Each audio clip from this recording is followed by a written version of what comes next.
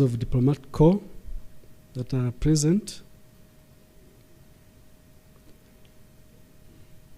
distinguished leaders from security organs, government institutions, development partners, private sector, civil society organizations, the media, and religious institutions.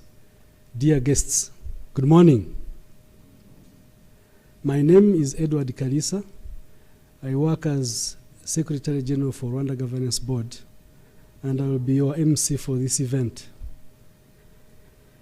I would like to take this opportunity to thank you for responding to our invitation to take part to this launch. Dear CEO, distinguished participants, we are here to witness the launch of the 9th edition of Rwanda Governance Scorecard. Rwanda Governance Scorecard is a homegrown tool that is aimed at enhancing accountability. Because as a government, as we chose to be accountable in our transformational journey, we also needed to put in place necessary mechanisms to effectively pursue it, and RGS is one of these mechanisms. Creating a culture of accountability and integrity in what we do not only improves effectiveness and efficiency, but also keeps us focused on our national commitments. Distinguished guests, RGS is a tool that assesses the state of governance in Rwanda based on 8 pillars, 35 indicators, and 144 variables. I don't want to go into the details of these because they will be presented in the next couple of minutes. But I would like to run us through the program for today.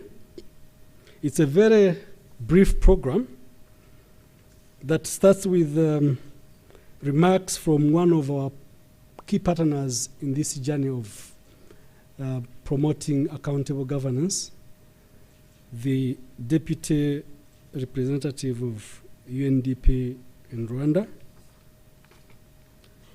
Then we'll follow the presentation of the 9th edition of Rwanda Governance Scorecard that will be presented by Dr. Esther Kaitesi, who is the CEO of Rwanda Governance Board. And then we will have interactive session where each one of us will have an opportunity to make comments or ask questions. And thereafter, we will have a group photo. When the time comes, we will mention those who will participate in the group photo. And then we'll end our program with lunch. Dear CEO, distinguished guests, I now call upon the resident representative of UNDP to come and make her remarks. Thank you.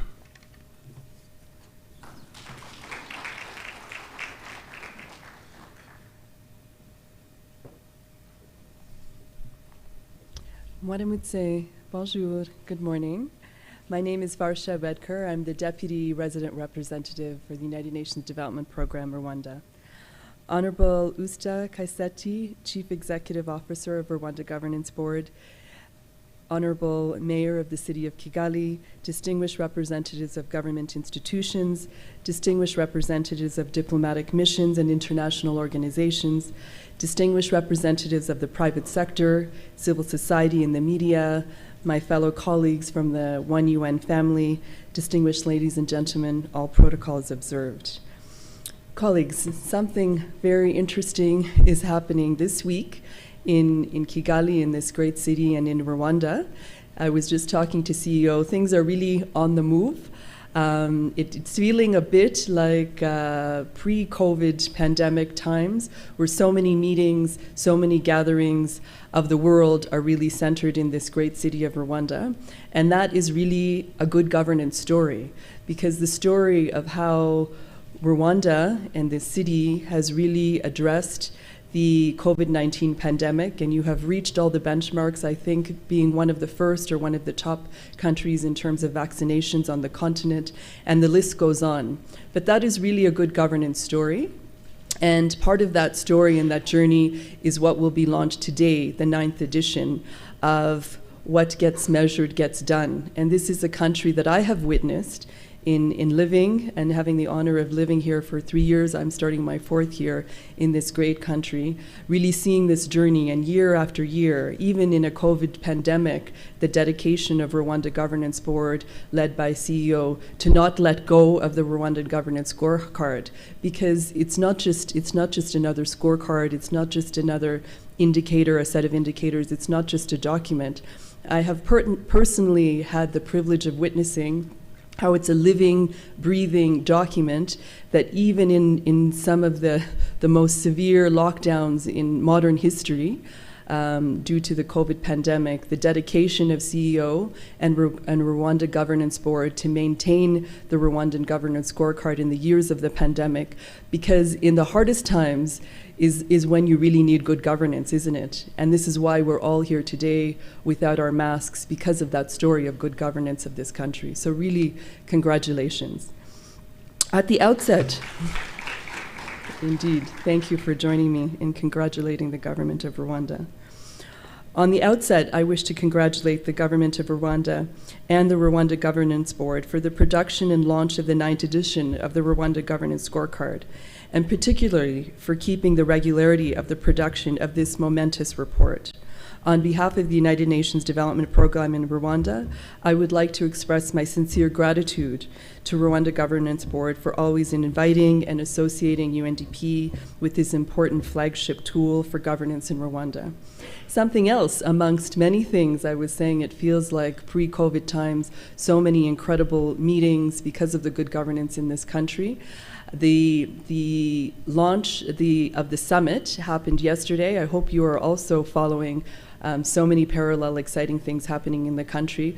But as we speak, His Excellency, the President of Rwanda, who invited the Deputy President of Kenya, launched the 10th edition of the Youth Connect Africa Summit. So the young people of the entire continent are here at the summit, as well as Rwanda hosting, in parallel to what we're all sitting here today, is all the parliamentarians of not only the continent but of the world are here for the Interparliamentary Union meeting. So again, why Rwanda? It's a governance story. The parliaments of the world would not be sitting here in this great city were it not for the governance story that's linked to this scorecard. I would also like to appreciate the contribution of all the stakeholders, many of you in the room, who provided inputs to this critical governance tool for Rwanda. It is impressive to see how different sectors and many of the institutions here have had, in your unique way, contributed through their own reports, research, assessments that form the basis of analyzing the trends of governance in Rwanda and devising recommendations. So we use these buzzwords like collective intelligence, big data, but Rwandan Governance Board is really doing that. They're not reinventing the wheel. So many of the assessment reports that several of us as development partners and different governance institutions that you produced are looked at and analyzed, and if they really have good quality data, I know that they are used in a culmination in this report. So it's collective intelligence at play and at its best. And most noteworthy, what I have personally witnessed, which is so incredible, I'm always so excited on the morning of these launches, sincerely, is that it's not just a report that has recommendations that, again, once a year, CEO in a few moments will launch and stand up here. But I always look forward to everybody coming with their notebooks, and I know your pens are out. I've witnessed it year after year, that this is a country where you pay attention. You when it's revealed now in a few minutes, you know in your mind as policymakers what your score was last year in your sector, and you pay attention to what you're going to see in a few minutes for this year. because not only are they recommendations, they're tracked year after year, and it goes into your imihigos, it goes into your plans, and this is how you arrive at improving governance in this country. So again, congratulations. The Rwanda Governance Scorecard uses inputs from the Citizen Report Card, which portrays citizen perception and conveys the voice of citizen feedback. By including citizen perception, the Rwanda Governance Scorecard is not only sharing expert perception of the governance trends in Rwanda, but it also keeps people at the center of the assessment. Therefore, I wish to invite all of us to read the Rwanda Governance Scorecard, not only as a mere report, but rather listening to the voice of citizens and experts in governance as they are sharing with us the status to date and highlighting areas requiring attention and conveying the sense of urgency of action for a better Rwanda. I don't think I really need to call on you because I see it and I know you do it, which is incredible. While we are launching the Rwanda Governance Scorecard as a national assessment tool, its impacts transcends the national level to play an important role in the context of renewed multilateralism and the shared commitment to sustainable development. An assessment of the status of domestication of SDG 16, the governance SDG in Rwanda, has been conducted, and results will better inform national planning and development processes. As we wait for the 2023 SDG Voluntary National Review, assessment tools like the Rwanda Governance Scorecard will be instrumental in assessing the level of implementation and domestication of the SDGs. I wish to commend the government of Rwanda, and particularly RGB, for the consistency in producing data on governance, which has informed the national strategy for transformation. Today, we're celebrating 12 years of accountability through data, but also 12 years of improved evidence-based planning at national level, thanks to Rwanda Governance Scorecard. This is another thing that I have personally witnessed. It's been 12 years, but in year after year, I've personally witnessed how the Rwanda Governance Scorecard is tweaking and improving and looking at, as data analytics change in the world, continually tweaking and improving the analytics and the data, persons for disability being added in the last years as just one example. Today, the Rwandan Governance Board will present the findings of the Rwanda Governance Scorecard 9th edition, reflecting the state of governance in Rwanda in several governance pillars. This edition of the Rwanda Governance Scorecard, as previous sessions, offered an opportunity for all of us to reflect on the state of governance in Rwanda, improve areas that need to be improved, define strategies to address those that are lagging behind. The report offers a unique opportunity for policy discussion through the various governance pillars. And that is also one of the most important aspects of the scorecard. It's not that it sits as indicators that you look at in terms of where you're doing, but it's really, that's important also, but it's really the discussions and the conversations that it generates. And I really encourage us to keep that momentum because I've seen that at play. So let's continue with that until year after year until the next one. Governance is beyond the traditional definition and embraces the private sector. It is crucial that we rethink business growth and sustainability strategies, including entrepreneurship skills, particularly for the youth, who constitute the majority of the population in Rwanda and beyond. The inclusion of the private sector in planning, strategizing, and implementing the National Development Agenda is of paramount importance. The private sector should not only be considered as service providers, but as sustainable development actors. As we lead up to the road to the COP27, the big climate conference that's coming up in November, that is really being dubbed the Africa COP in Egypt, I expect this report will stimulate debate on how our communities can have more access to clean energy, green growth, and how world governments can collaborate to deliver greenhouse gas emission reductions and help ensure a just transition to a net zero economy, which alleviates poverty and helps secure a sustainable future.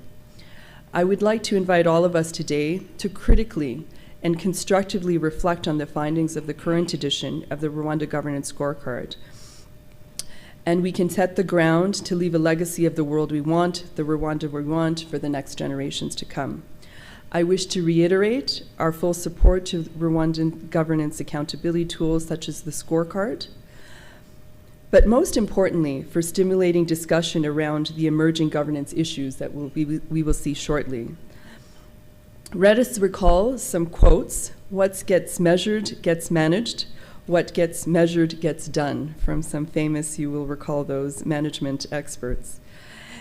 In the next year, a flagship will happen that the CEO and I have been talking about for the last few years. As you know, it's the 9th edition that is being launched today. And that means next year is the 10th year. That's an incredible milestone, a decade of this tool that really the world is looking at as a benchmark. As you know, many governments, not only on the continent, but all over the world, come to visit a CEO and Rwanda governance board to look at this tool as not only an African, but a global South-South and good practice.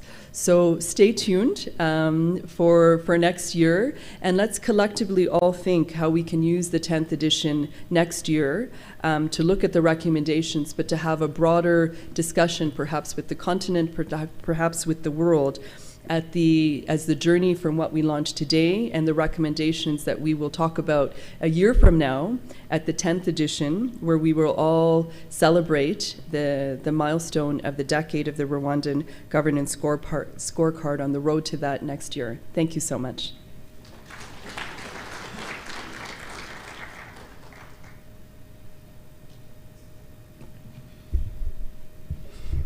Thank you very much, our Deputy RR. Thank you for your kind words and informative comments. We know that UNDP has been a reliable partner in this journey, and we believe that we'll continue working together, and that we will keep measuring so that we do what we measure, because it helps us to identify where shortfalls are and fix them. Thank you so much. I now take this opportunity to invite the CEO of RGB to make her presentation of the findings of Rwanda Governance Scorecard. Thank you.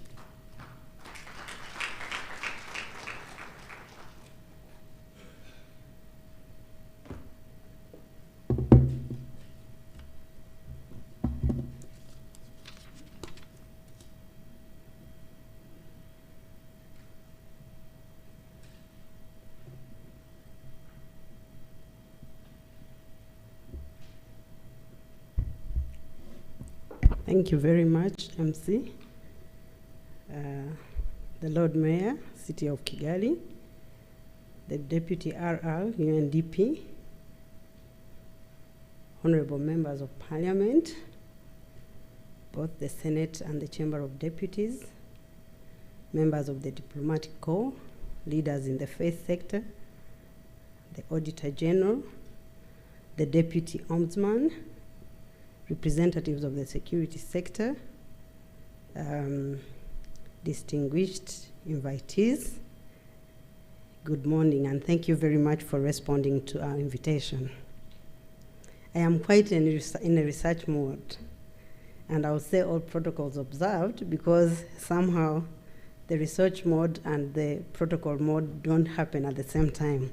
So please bear with me if I missed out on certain protocols, but we really appreciate that all of you, including the academic corps, including the media sector, are here to hold us accountable, to speak about one of the most accountability tools that we produce in this country. As earlier mentioned, the 9th edition of the Rwanda Governance Scorecard has the same purposes and reasons as previous editions. It is indeed an accountability and transparency tool that is founded on the core definitions of governance in this country, where we have really emphasized that governance for us, and good governance in particular, is understood as accountability, transparency, and efficiency in deploying our scarce resources. The governance scorecard is really going to be addressing some of those accountability spaces, of spaces of transparency, and of really cross-checking how efficient we are using the scarce resources that I think even post-COVID makes it more a relevant reason to do it. Governance in Rwanda is also defined or considered to be understood as a citizen-centered approach that ensures that there is both participation and inclusion of all Rwandans and all residents of this country, irrespective of the differences. It's also understood as that governance that considers having the rule of law as a core element, but that rule of law has a particular mandate. It's a rule of law that supports and protects its citizens without discrimination. And of course, you will understand that this country has suffered from the worst form of discrimination, the genocide against Tutsis. So it makes all the relevance that the rule of law must be interpreted from that perspective, the perspective that the law should be in favor and in protection of all of us as citizens without any form of discrimination. It's also that governance that ensures the social and economic transformation towards rapid development. And the invitees in this room come across those sectors. You are either delivering through government, delivering from the faith-based organization, delivering from the parliament, delivering from civil society organizations, and of course delivering from the media and the academia. So here we speak as partners in government and in governance and have a very much involved responsibility of transformation in pursuit of rapid development. The Rwanda Governance Scorecard is a quantifiable index, as earlier mentioned, that gauges the state of governance in this country. It is the status of governance in this country that we issue every year. It assesses, of course, as earlier mentioned, the state of governance against national, regional, and global targets. And this is certainly made easy for us because we have national priorities. They are set in the Vision 2050, but also they are mostly at this implementation level set in the National Strategy for Transformation. Those targets become the basis for which we assess the governance status of this country.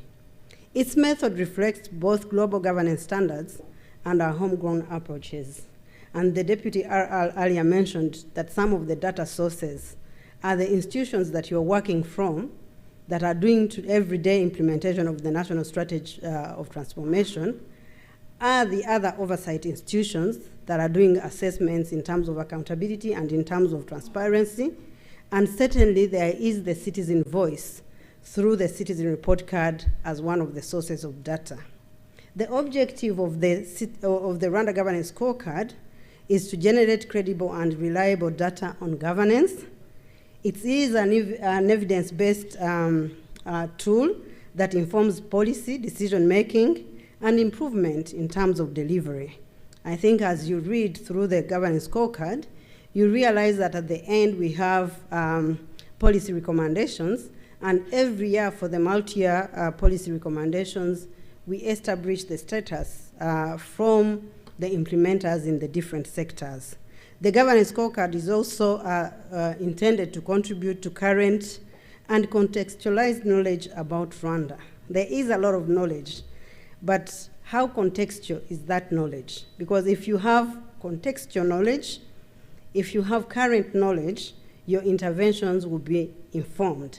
In the absence of that, you might respond to a different society, yet you intended to respond to the current society. The Rwanda Governance Scorecard is an 8-pillar-based indicator and has an 8-pillar-based index that has 35 indicators and 144 variables. As I earlier mentioned, some of our sources include international indices, international frameworks, homegrown pillars, and other available sources of data. We use primary data that is mostly generated from the Citizen Report Card, the Rwanda Media Barometer, one of the other publications, the Rwanda Bribery Index that is produced by Transparency Rwanda, and of course our service delivery monitoring reports. But we also use secondary data. Those are reports from administrative documents collected from concerned institutions, including most of the institutions that you're representing here. Now, our scores have color related. So from 0 to 39.9, we use red. So even when you don't look at the number, you will know that the color is within that limit. Between 49 and 59, between 40 and 59, we use an amber color. And between 60 and 79.9, we use a yellow color. So most of the pillars will be reflecting their performance, and the indicators and the variables will also be reflecting the color in which they belong to. And of course, between 80 to 100, we go green. We have, we celebrate those colors in terms of informing the population. Our scoring method is really made against those commitments that I said, and is the current status. So we use the most current data that is available in terms of reports, in terms of status.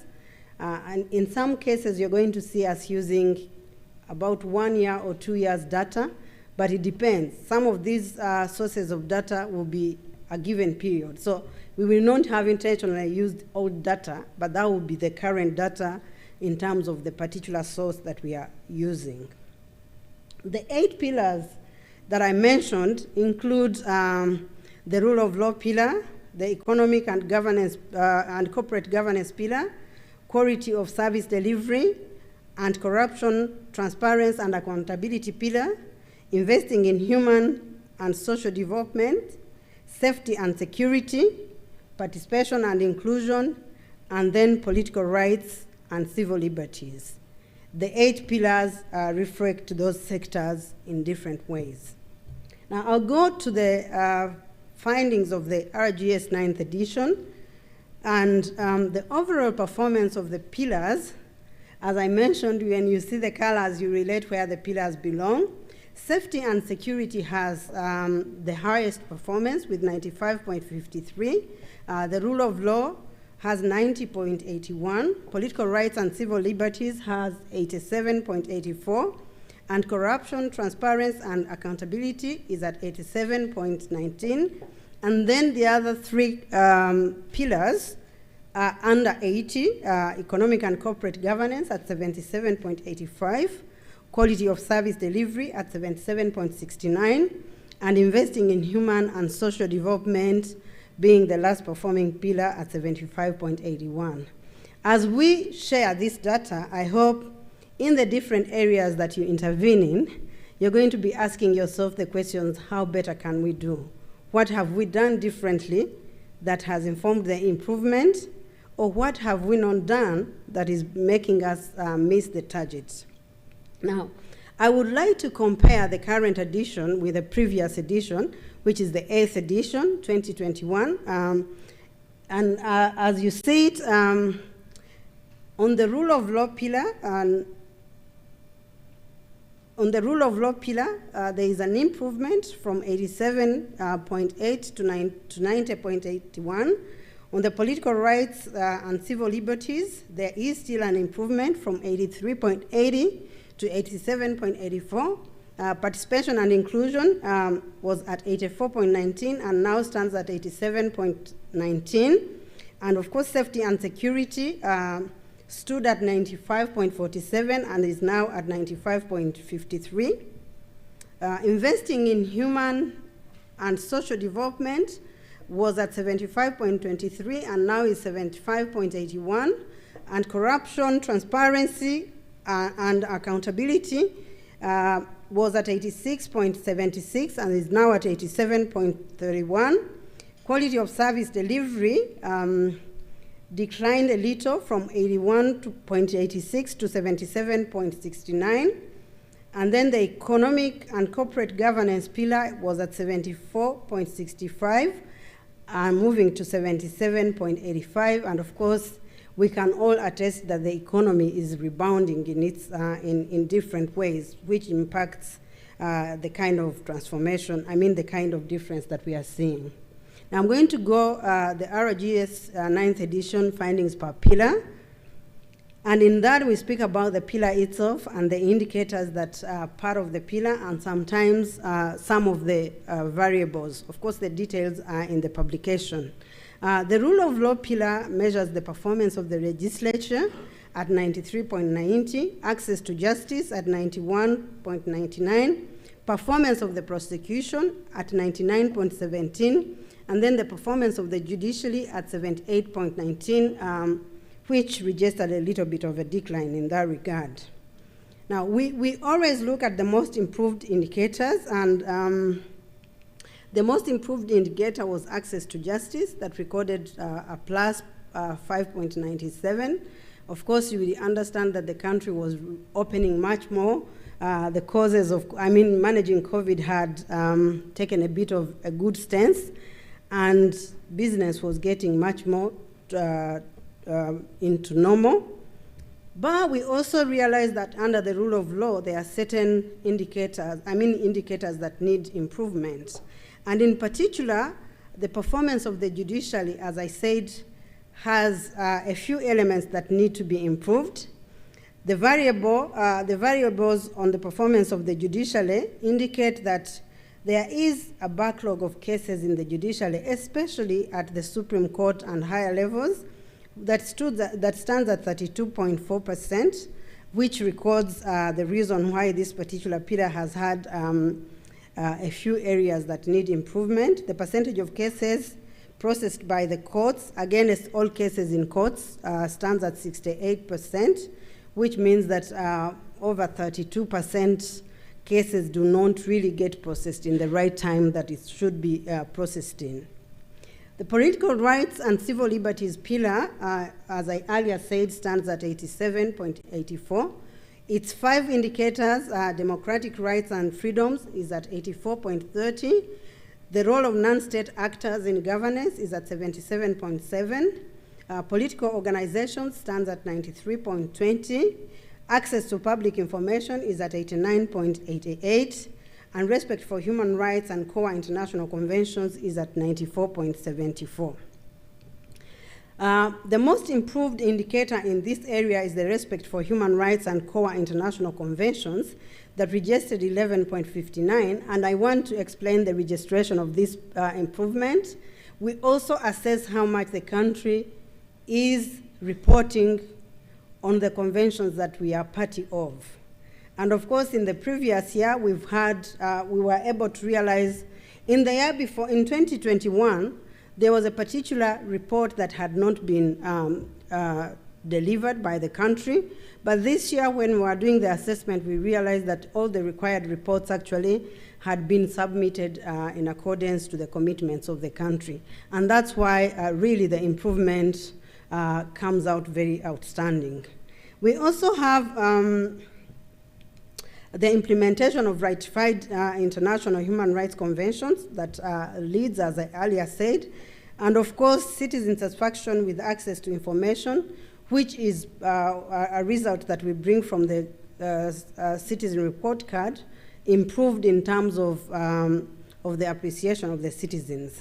There are areas that we believe need improvement, and as earlier said, the role of non-state actors in governance, which has the role of civil society in governance, as per the perception of citizens, also stands at 71%. The role of academia in governance, especially in policy formulation, is at 72.20%. Political organizations, citizen satisfaction with political organizations in promoting governance stands at 72.80%, which we think can be improved. Remembering that political organizations also have a core mandate of civic education in terms of political practice and political rights. Democratic rights and freedoms, the journalists and media satisfaction with access to information, that is from the barometer, stands at 46%. and that as well needs improvement. And I think it's a good opportunity that as we speak to the audience that we have, to remind them that access to information is a right. If you don't know it, we don't know how to improve it. So it's important that apart from giving that information to the media, we are supposed also to share it with the public. So access to information, and some of the reasons why people really don't do this is there's nothing to hide. It's actually, I think, the media literacy that is yet to be improved, but we realize that it's an area that needs improvement. In the pillar for participation and inclusion, that stands at 87.19, we measure citizen participation through the CRC, which is 93.36%. We measure decentralization, which is at 89.64%. We measure the participation of non-state actors at 79.86%. And we measure the participation of power sharing and inclusiveness, which is part of our constitutional commitment, which is at 90.75%.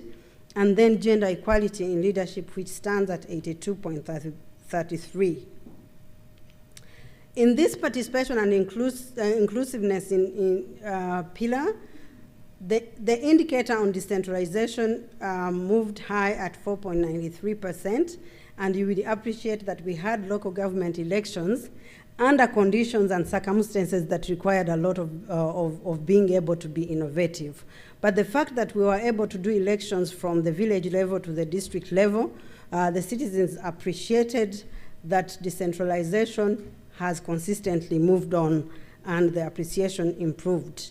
Participation of non-state actors, while we said that it needs improvement, it also recorded an improvement in reality, and it recorded an improvement of plus 4.53. So we recommended improvement in the participation of non-state actors because we are still in yellow, but again, we are seeing positive trends in this regard.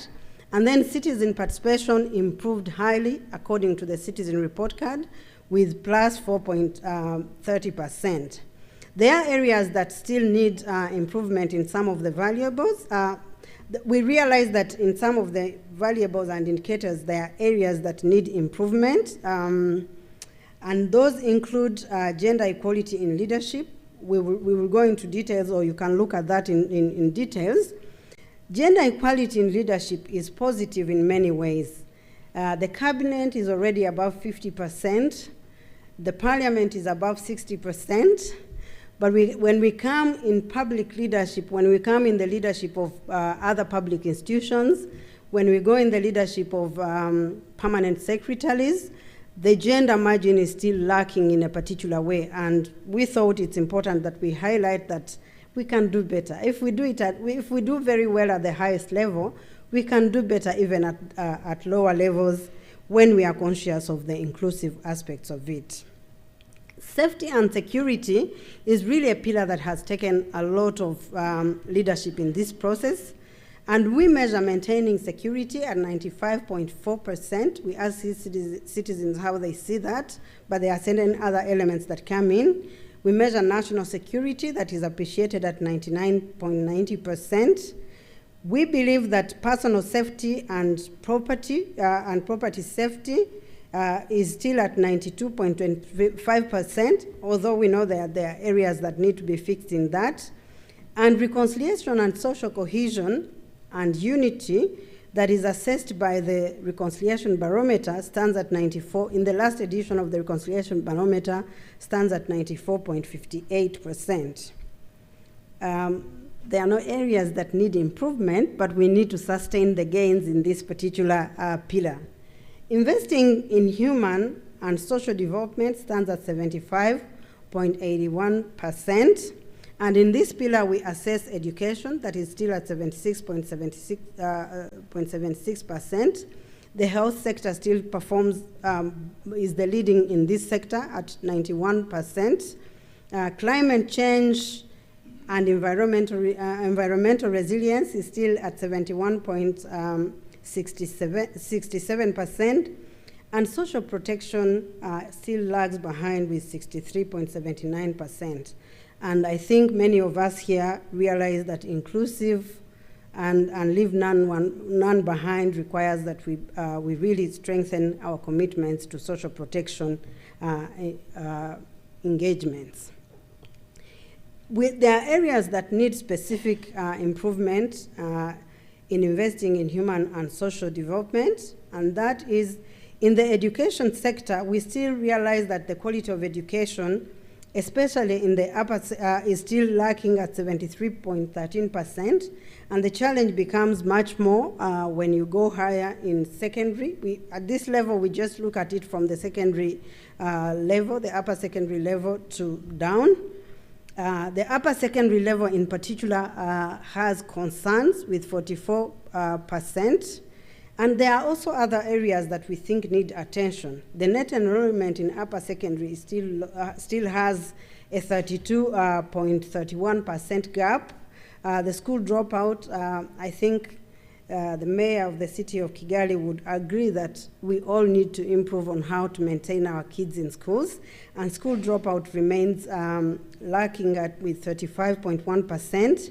The school feeding program, which also really informs the opportunities of having kids stay at school, is still also not performing to the level that we want it. I know government is really committed to including and improving this system, but it's still lacking at, it is appreciated by the citizens at 59.60%.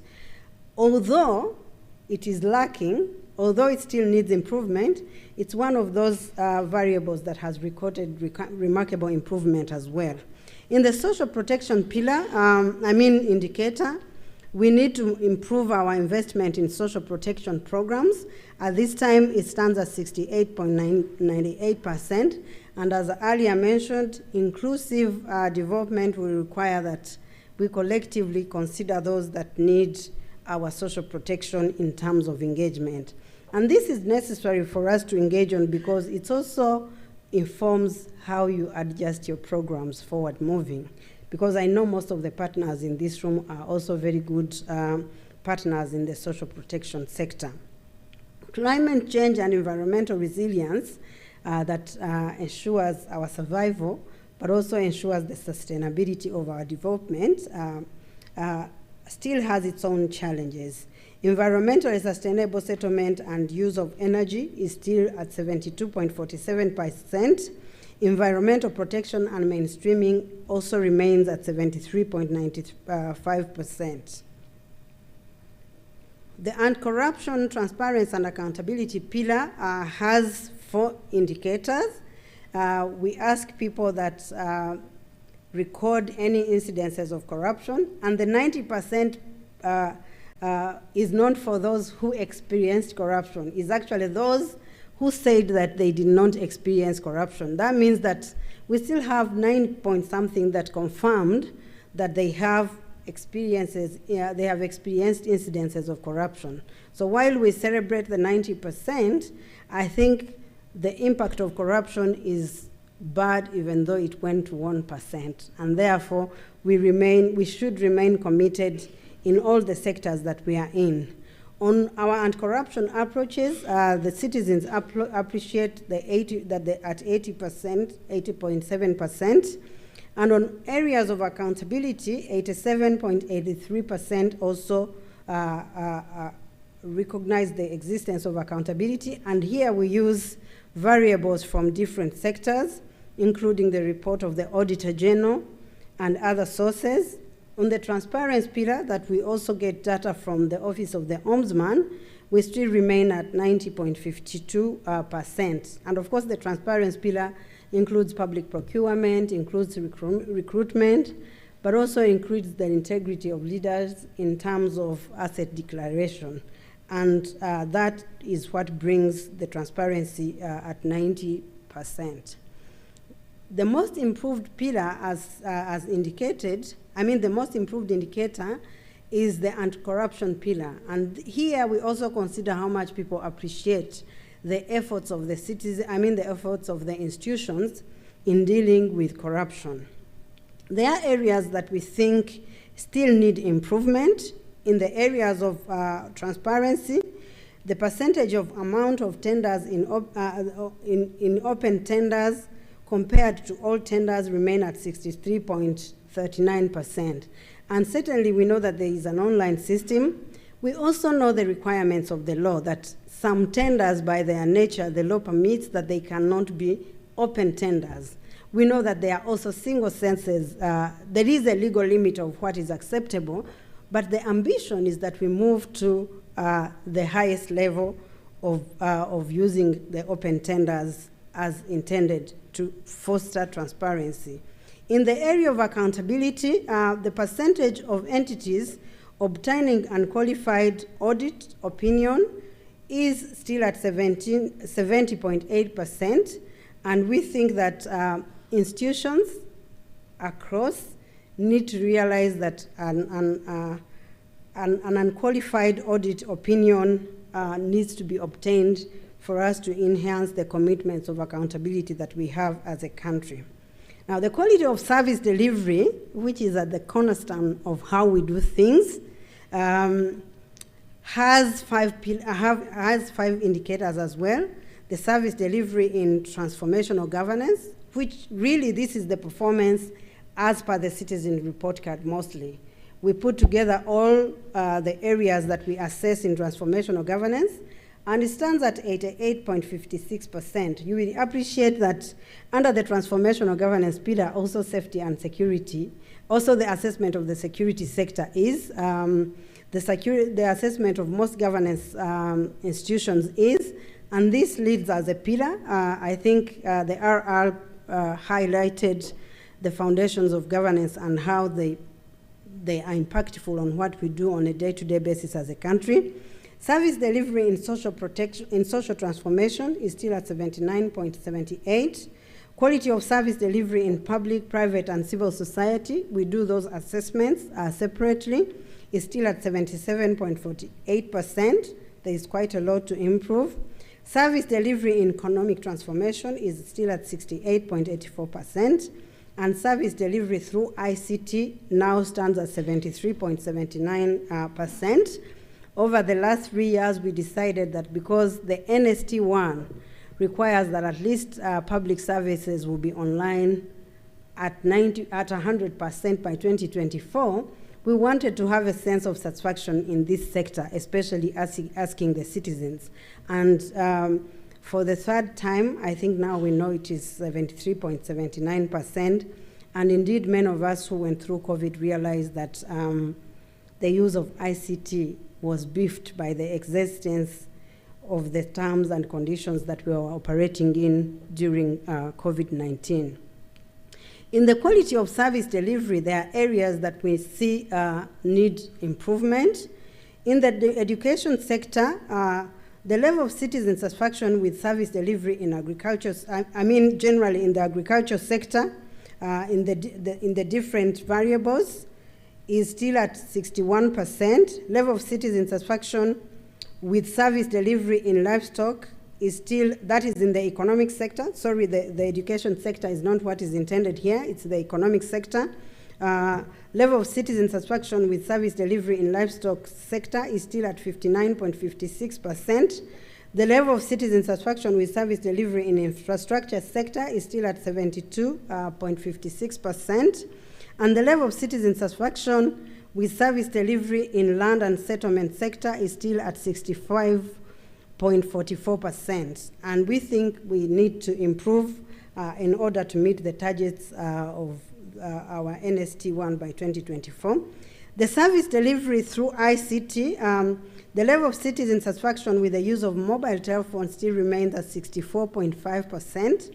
And the mobile telephone has replaced our banks and many other sources. So it's important that we raise the citizen satisfaction in this regard. The level of citizen satisfaction with the use of ICT in education is still at 60%, 60.50%. And the level of citizen satisfaction with internet connectivity is still at 56%. And the backbone that the ICT is for the development of this country requires that some of these areas be given the right priority in terms of improvement in service delivery.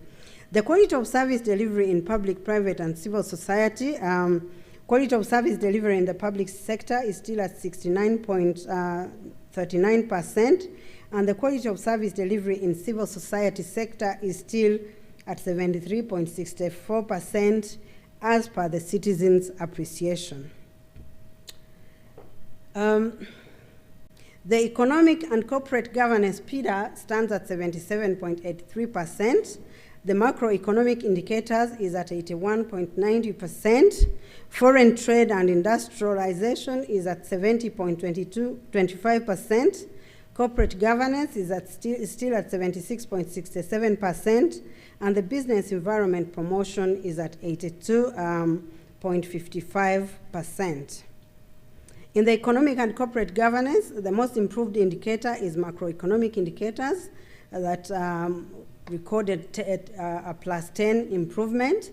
You will know that in the previous year, the economy had fallen to -3.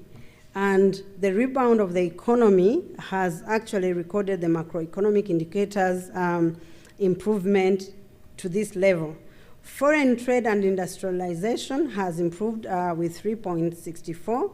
And the most improved indicator, as earlier mentioned, is the economic growth rate that scored 100%. You will appreciate that according to the National Strategy for Transformation, each of these indicators has a particular target. And it becomes 100% if it exceeded the expected target in this particular period. So 100% should be understood within the perspectives of the targets that were intended initially. The tax revenue as percentage of GDP was also improved at 21.52%, and saving rates as percentage of GDP also improved with 14%. There are areas that still need improvement, of course. The macroeconomic indicators, which is the reduction of inflation rate. Many of you must have participated when the monetary policy was presented. The reduction of inflation rate still remains at 66.67%. The GDP per capita is still at 71.17%. Reducing percentage of people living below poverty line is still at 52.36%. Still remember, it is 52 against the initial target that we would have been at as per the NST1. And then the percentage of budget covered by domestic revenues is at 68%. Foreign trade and industrialization, export as percentage of imports is still at 40.40%, and exports growth is still at 55.29%. Business environment promotion, credit to private sector as percentage of GDP is still at 58.52%, and that also demands a bit of improvement. Now I'm going to take you to the trends. The Deputy RR mentioned that we are producing the RGS for the 9th edition. And we take all the pillars and correlate how they have been, or create a trend of how they have been performing over the years. You realize that the rule of law indicator, which is the blue line, moved from 67.71 at the beginning, now stands at 90.82. It has had a consistent growth at a given over the years.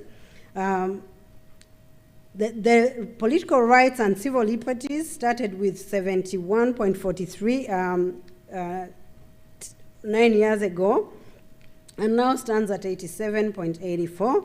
And it also has recorded growth that is consistent. The participation and inclusive pillar also recorded a growth from 74 from the initial edition to 87 as we stand today. And the safety and security pillar has consistently been above 80% from the 87.26% at the beginning, now to 95.53%. Further, the trend of pillars, the other pillars, you realize that the economic and corporate governance pillar starts not from the first edition, but rather to the second edition.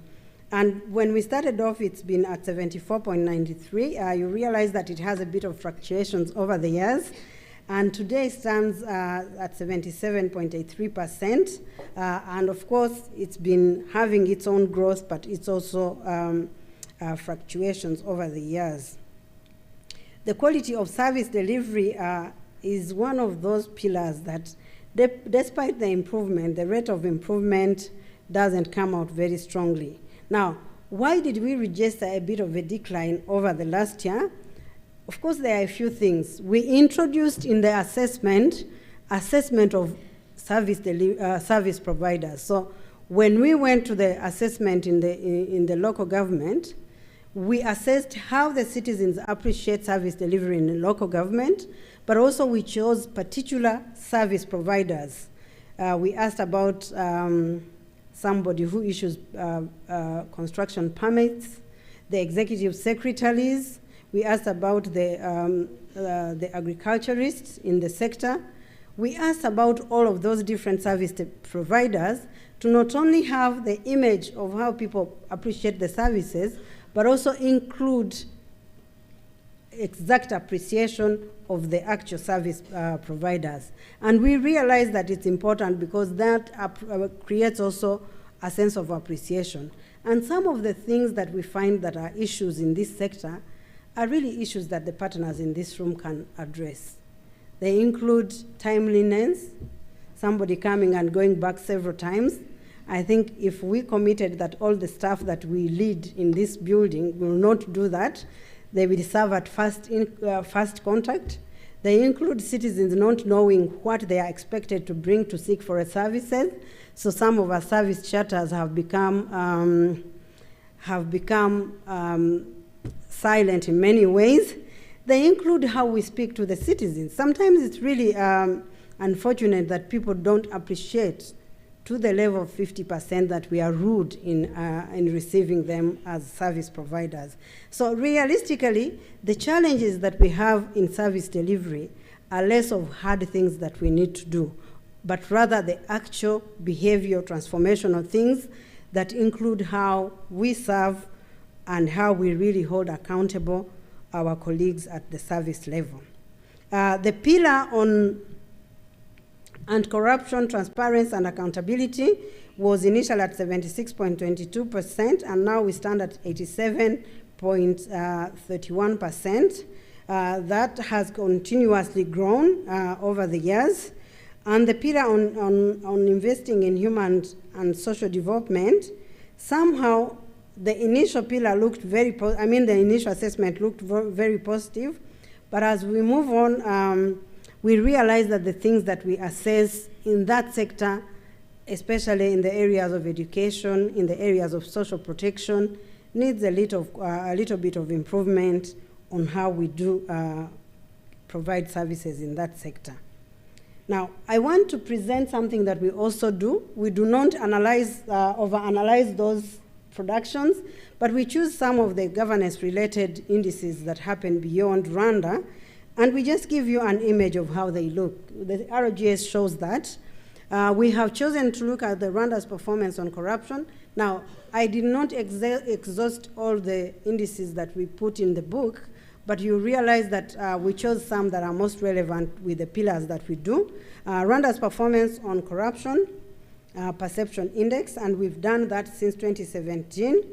From the 2017 edition to the 2021 edition, Rwanda's position has been between 3 and 5, in Sub-Sahara, and even at the global level, we have been between 40 and 52. So that is the performance in that direction.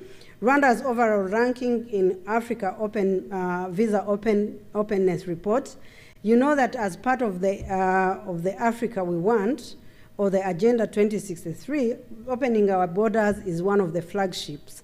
And there is a report that is issued on Africa Visa Openness Report that has been assessed since 2016. Rwanda has been between third place and 9th place.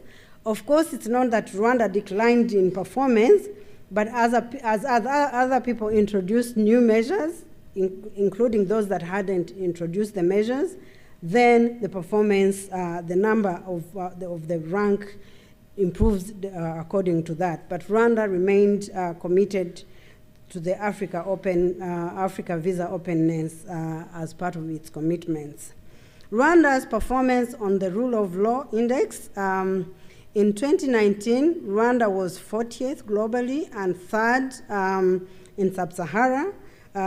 In 2020, it was 37th globally and 2nd in Sub-Saharan Africa. And in 2021, Rwanda was 42nd globally and 1st in the Sub-Saharan region. Rwanda's performance on the Chandra Good Governance Index that just been introduced by a Singaporean think tank. In 2021, Rwanda was on the 53rd position globally and the 2nd position in Sub-Saharan Africa. And in 2022, Rwanda was 55th globally and 2nd on the Sub-Saharan region. Now, I'm going to go to my last bit of the presentation, which is the RGS edition, 9th edition policy recommendations. And you realize that some of the policies that we have introduced over the last few years, especially since 2018, are ongoing policies because they speak about multi-year approaches. And one of the ongoing policy recommendations including designing and operationalizing a multi-year nationwide strategy for mainstreaming climate change resilience into development plans. Because once we don't mainstream climate change, everything that we'll do will be really at risk on the basis of not being able to have our climate resilience as intended. We also have an ongoing policy in the education sector to enhance the quality of education to support the attainment of a knowledge-based economy. Rwanda is committed to pursuing a knowledge-based economy, and the education sector is a bedrock of that. And I hope the partners that are in the education sector remain committed to an education system that is supporting the attainment of a knowledge-based economy.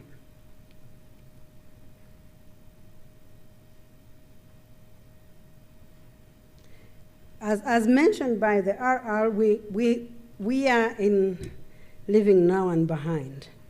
And that calls us to speak about also inclusiveness in many aspects. So we introduced a policy this year on enhancing efficiency and effective management and effectiveness in the management of social protection programs for persons with disability. Of course, social protection is for all of those that are quite vulnerable, but when there is a disability as an addition, how we engage should also be considerate of that particular disability. You must have seen in my presentations that even categorizing the people with disability hasn't been on a fast track as it was. We are just completing the national census, but we were not able to even complete the categorization of the 400,000 people with disability identified in the previous national census. And therefore, I hope the new data, as the new data emerges through the census, we really pull up our efforts in the effective management of social protection and reducing the vulnerabilities surrounding people with disabilities in all the different areas of our engagement. We also have introduced a recommendation on dealing with the backlog of cases, and we think that the judiciary should devise measures to reduce the backlog of cases in courts, including some of the innovative ways. I know at some point we had backlog cases, and the Court of Appeal was born into from the perspective of trying to reduce the backlog of cases. And certainly we were doing well close to COVID-19. But what COVID-19 and the lockdowns did allowed a bigger expansion of the cases, of the backlog cases in some areas. But we, as a lawyer, I know we say that justice delayed is justice denied.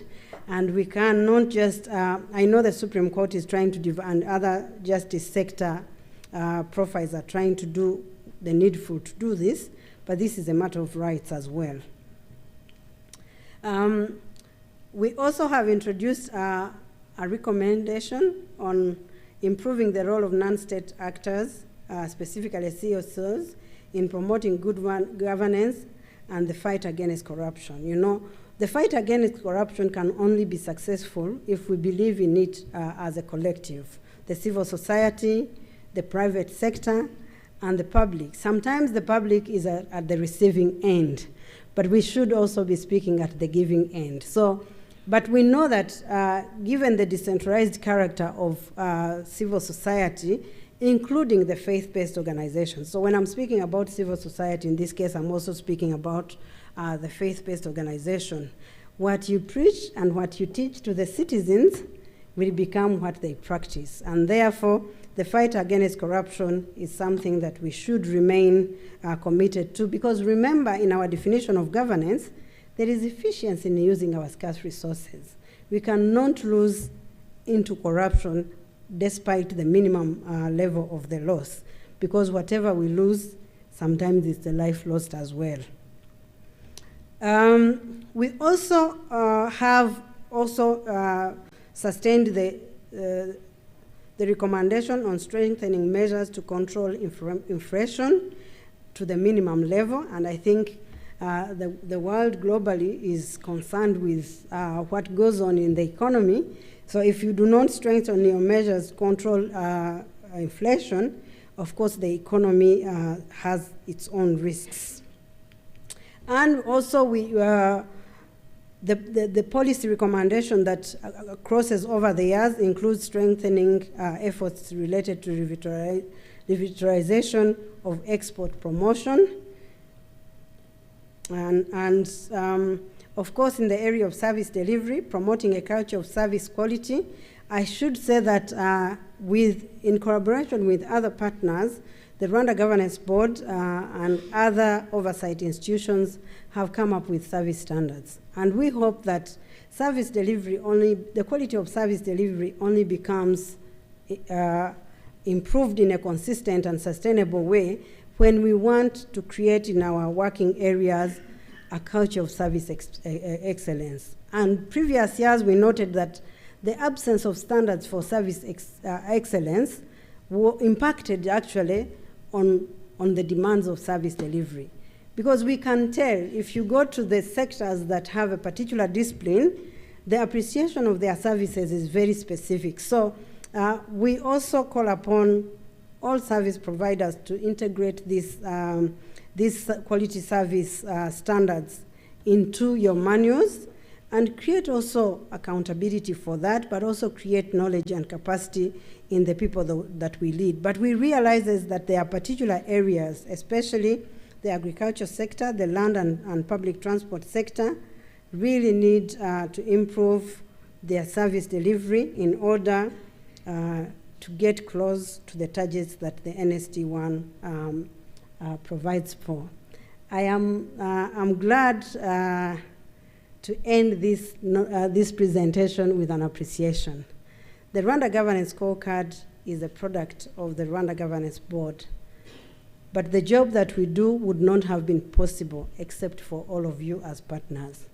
The data that we use, the resources that we use, the knowledge that we engage on, of course the challenge that I'm looking forward to receive just after my presentation makes us improve the product every day. So in particular, we want to thank all of you for even accepting our invitation and allowing us to present this product. And also, we recognize that the previous launches have helped us actually improve on some things with the indicators and variables of the Rwanda Governance Scorecard. But we want to particularly thank the government of Rwanda for providing us with a budget to fulfill its mandate. Now, when everyone asks me about my mandate as Rwanda Governance Board, they go, who gives you money? And I go, why? Because doesn't the government control you? And I said, no, because it's a strategic choice for this country to hold ourselves accountable.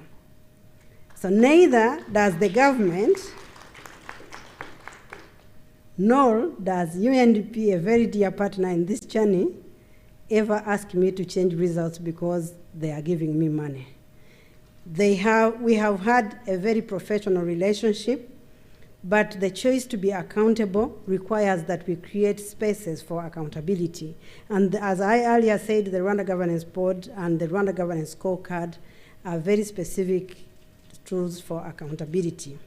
I would also want to appreciate the One UN, in particular through the UNDP, for providing with us financial support and other forms of support. You know, we have never failed to have either the One UN RC or the UNDP, and often both. Even today, we don't have the RC just because there is a contradicting engagement that came up earlier.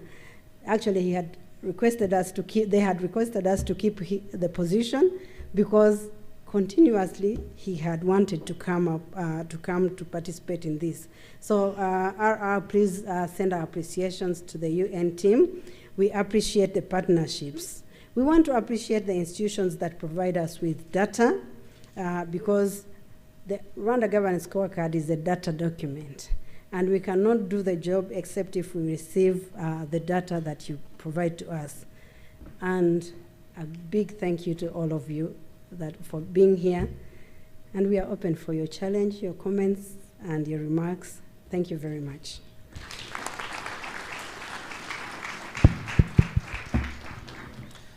Thank you very much, CEO, for a very elaborate presentation.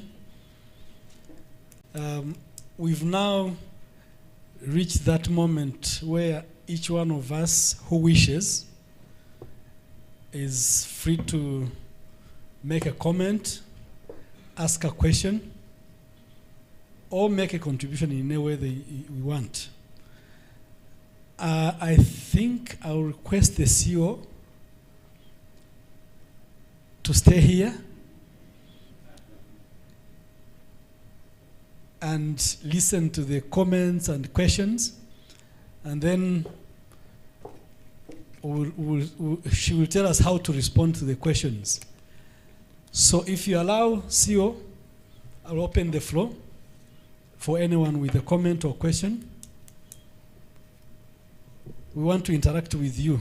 We want you to participate. I'm sure that from what she just presented, we've been able to pick a few things that interest us, but we also have books, the publications for this RGS on our tables.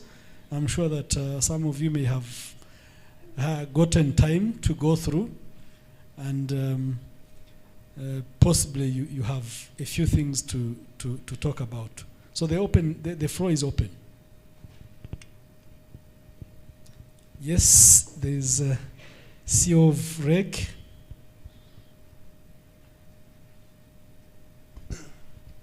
Thank you very much. My name is Ron Weiss. I'm the CEO of REG. We saw in the presentation that as a country we need to improve on the service delivery. I think we see it everywhere. When we go to the bank, when we go to the restaurant, when we get service in the hotel, etc. So it's something that we need to put on our agenda. We need to discuss about this and improve the service delivery all over the country. Thank you. Thank you very much. Yes, Honorable.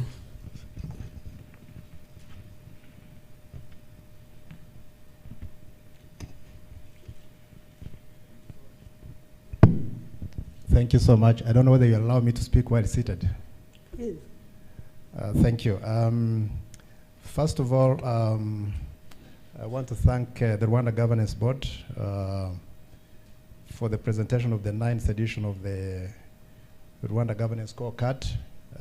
I think it has given us a lot of information that we can use to improve in the performance of different institutions in this country. In particular, I want to agree with the CEO of RGB on the safety and security pillar, that sustaining the gains is very crucial. And I'm saying this because safety and security provides a very strong foundation for all the other sectors to thrive. So I totally agree with the comments of the CEO on this. I also want to to make a comment on the citizen participation on the elaboration of district plans in Mihigo and budget. That is actually the most improved according to the report. This is not only crucial in fast-tracking development, but also builds a strong ownership of development by citizens, and indeed an assurance of sustainability of whatever we do in this country. So I just wanted to make those comments. On the same note, I'm also curious to find out why there has been a clear decline in the quality of service delivery from 81.86% in the 8th edition to 77.69% in the 9th edition. I'm very curious to find out what might have caused that. The other curiosity I have is under the rule of law, on the performance of the legislature. I'm saying this because I come from the Senate, and I wanted to find out why this report focuses more on the Chamber of Deputies and not also on the Senate. And I'm saying this because this report is very important in helping all of us to improve. And therefore, I would want to make a request that perhaps in the 10th edition, you should also focus on the Senate so that we are able to gauge the performance from an external view. So those are my comments, and I want to thank you for the very good report. And indeed, it has been a very important tool that helps our country to improve in all sectors that this report focuses on. So I want to thank you so much. Thank you very much, Honorable. If you don't mind, you may introduce yourself. I've been seeing people eager to know who is speaking. Thank you.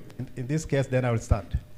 So my name is John Bideri, and I'm a senator.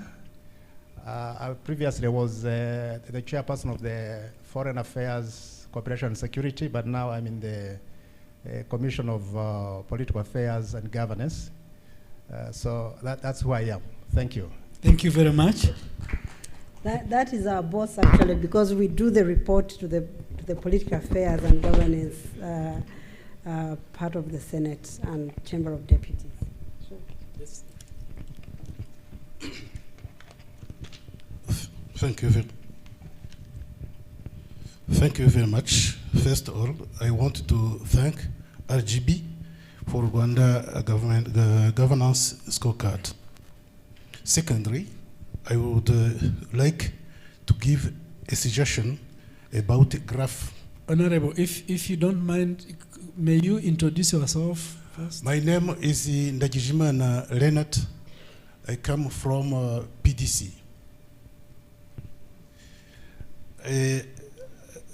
Secondly, I would... PDC is a political organization. Yes, he's representing a political organization. Yes. Secondly, I would like to give a suggestion about the graph. From 310 to 27. I would like to give a suggestion like that. Where is addition? You can put yards because it can facilitate to compare the result. Thank you. Thank you very much.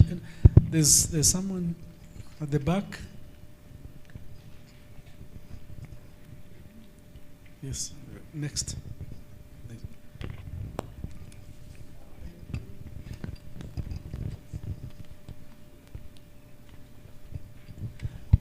Yes, thank you. My name is Ernest Dukuzumuremni. I'm working with an organization called Interpeace. I have just a few questions. One is about the method of scoring. I give an example of where, for example, why do we have, for example, targets about the perception of people? If I give an example, we are saying about the target to measure perception on arrest, detentions, and release procedures, where we scored 100%, while, for example, there are over 22 persons who expressed some concerns. So in terms of accountability, if we ignore this 22% and we only consider the target, so we are missing some information. The second one was about the human rights, where, for example, we are only talking about proportion of the children who experienced physical, sexual, or psychological abuses. We are only presenting that as in relation to the number of people who were victimized, but we don't. I missed the indicator where we show how their cases were addressed. The percentage of the people, for example, who were provided support. It is the same, for example, when we are talking about personal safety. I wanted to see what about, for example, the rates about the domestic violences, or also, for example, the case of suicide. We have been observing the increase of a number of cases of depression, for example, in the countries. Maybe if we had these specific indicators, would indicate those responsible to respond. It is the same, for example, under the service, the social protection, where we are talking about the percentage of people who demonstrated improvement in and the beneficiaries of social protections. The percentage is at 86%, while we declined in terms of the people living under the extreme poverty. So I don't see how we score at 86%, while we decline on the overall number of people living in extreme poverty. The last point under economic, I wanted to have indicators about, for example, the price index and the purchase power of Rwandans. Thank you and congratulations to the RGB broadly. You did very well. Thank you. Thank you for your comment. Eric? Thank you very much, CEO, for the nice presentation. My name is Eric Mahoro. I'm the Deputy Director for Never Again Rwanda. First of all, allow me to say that the quality of RGS has significantly improved, having testified the previous editions. So this is really important to mention. I want to come back to a few things. First is regarding the service delivery. What I think the findings reflected the realities when it comes to the issues raised in service delivery, particularly, for example, in the sub-district entities. We have all seen through various other studies that there are still issues. But I would like to recommend that under the policy recommendations, we see tangible actions regarding capacity strengthening, for example, for local government, including in terms of improving staffing, increasing the budget for that. Materials, we have seen that the challenges regarding material, internet, for example, are among the key issues they are facing to improve services. Plus the attitudes, I want to appreciate the fact that Honorable CEO, you have commented on things like just the attitude, transformational behaviors that would help us improve in those areas. Regarding participation, and specifically on decentralization, I would like to recommend, with the due respect, that we also look at areas like sector decentralization, which we have seen that they are critical to the decentralization process, and also the intergovernmental relations. For example, how do different levels of government interact? How do they actually help us reach the level needed in decentralization? Lastly, it's about social protection. Really, if you look at the performance of the social protection area, it also reflects the reality, but when you go back to the recommendations, most of the challenges can be solved by, for example, improving literacy about the social protection services which are available, and also changing the attitudes. So also when it comes back to the recommendations in that area, I would like maybe subsequently or in the institutions to find a way of integrating Eric, that. on the aspect of sector decentralization, Yes. You said that you are doing something about it. What are you proposing to happen? I propose considering probably in the subsequent editions looking into sector decentralization, because we have seen that there are still some gaps when it comes to sector decentralization and also intergovernmental relations. So those are the two key areas if you look into that critically. So otherwise, thank you so much for this and also opening up the floor. Thank you very much. I would like to first respond to these, the initial set of questions, and then we'll take another set after. Well, thank you very much. I would like to appreciate the comments that some people made. Most of the comments that reflect areas that we need to do better or areas that we are doing better. The CEO Reg left the room, but I wanted to appreciate to particularly appreciate their commitment to service delivery. Every year we consistently go to Reg to present to them not the Rwanda Governance Scorecard, but actually the citizen report card on the perception of how their staff are doing. And I've seen, it's interesting when we do it, even perception improves. We do not relate that, but when there is very clear messages on the commitment of institutions towards the quality service delivery, even the citizens will appreciate. So I know there was a recommendation on capacity building, and I know that recommendation on capacity building goes hand in hand. CEO, I was really appreciating the fact that REG is a very good partner now on service delivery. Not just the service delivery approach, but the fact that you open up your spaces with almost all your staff, and we tell you what the citizens are thinking about you, very specifically, you as an institution. And of course, there are so many other institutions, some in the local government sector, that have asked us to tell them exactly what they are doing, in particular the meetings that we have had within the city and out of the city, showing people exactly what people are thinking about their service sector. So one of the best solutions for service delivery is also to hear the opinions of those that we serve. And I hope that beyond us bringing you the opinion, you're going to devise means of getting the right feedback from the people that you serve, and then complete it with other feedbacks that we all get in order to improve service delivery. Yes, the capacity of the staff is key, but also the soft skills that we put them into as part of service delivery is core. I want to agree with the senator on sustaining the gains. You know, as we deliver on the National Strategy for Transformation, we have made a commitment that we are going to sustain the gains of the things that we have achieved, because they become a great foundation of what we can do better subsequently. And I think so many people are also in Kigali because of the security, that we all feel safe being in Kigali, and that's something that we cannot take for granted, but rather really appreciate our security providers and make sure that we are all participants in this direction. You asked the clear decline on the quality of service delivery.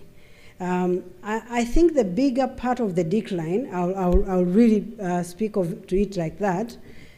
Initially, for service delivery, we were also assessing issues of infrastructure. So some of the things that were performing very well in this pillar were relocated. We relocated the infrastructure elements to the economic pillar.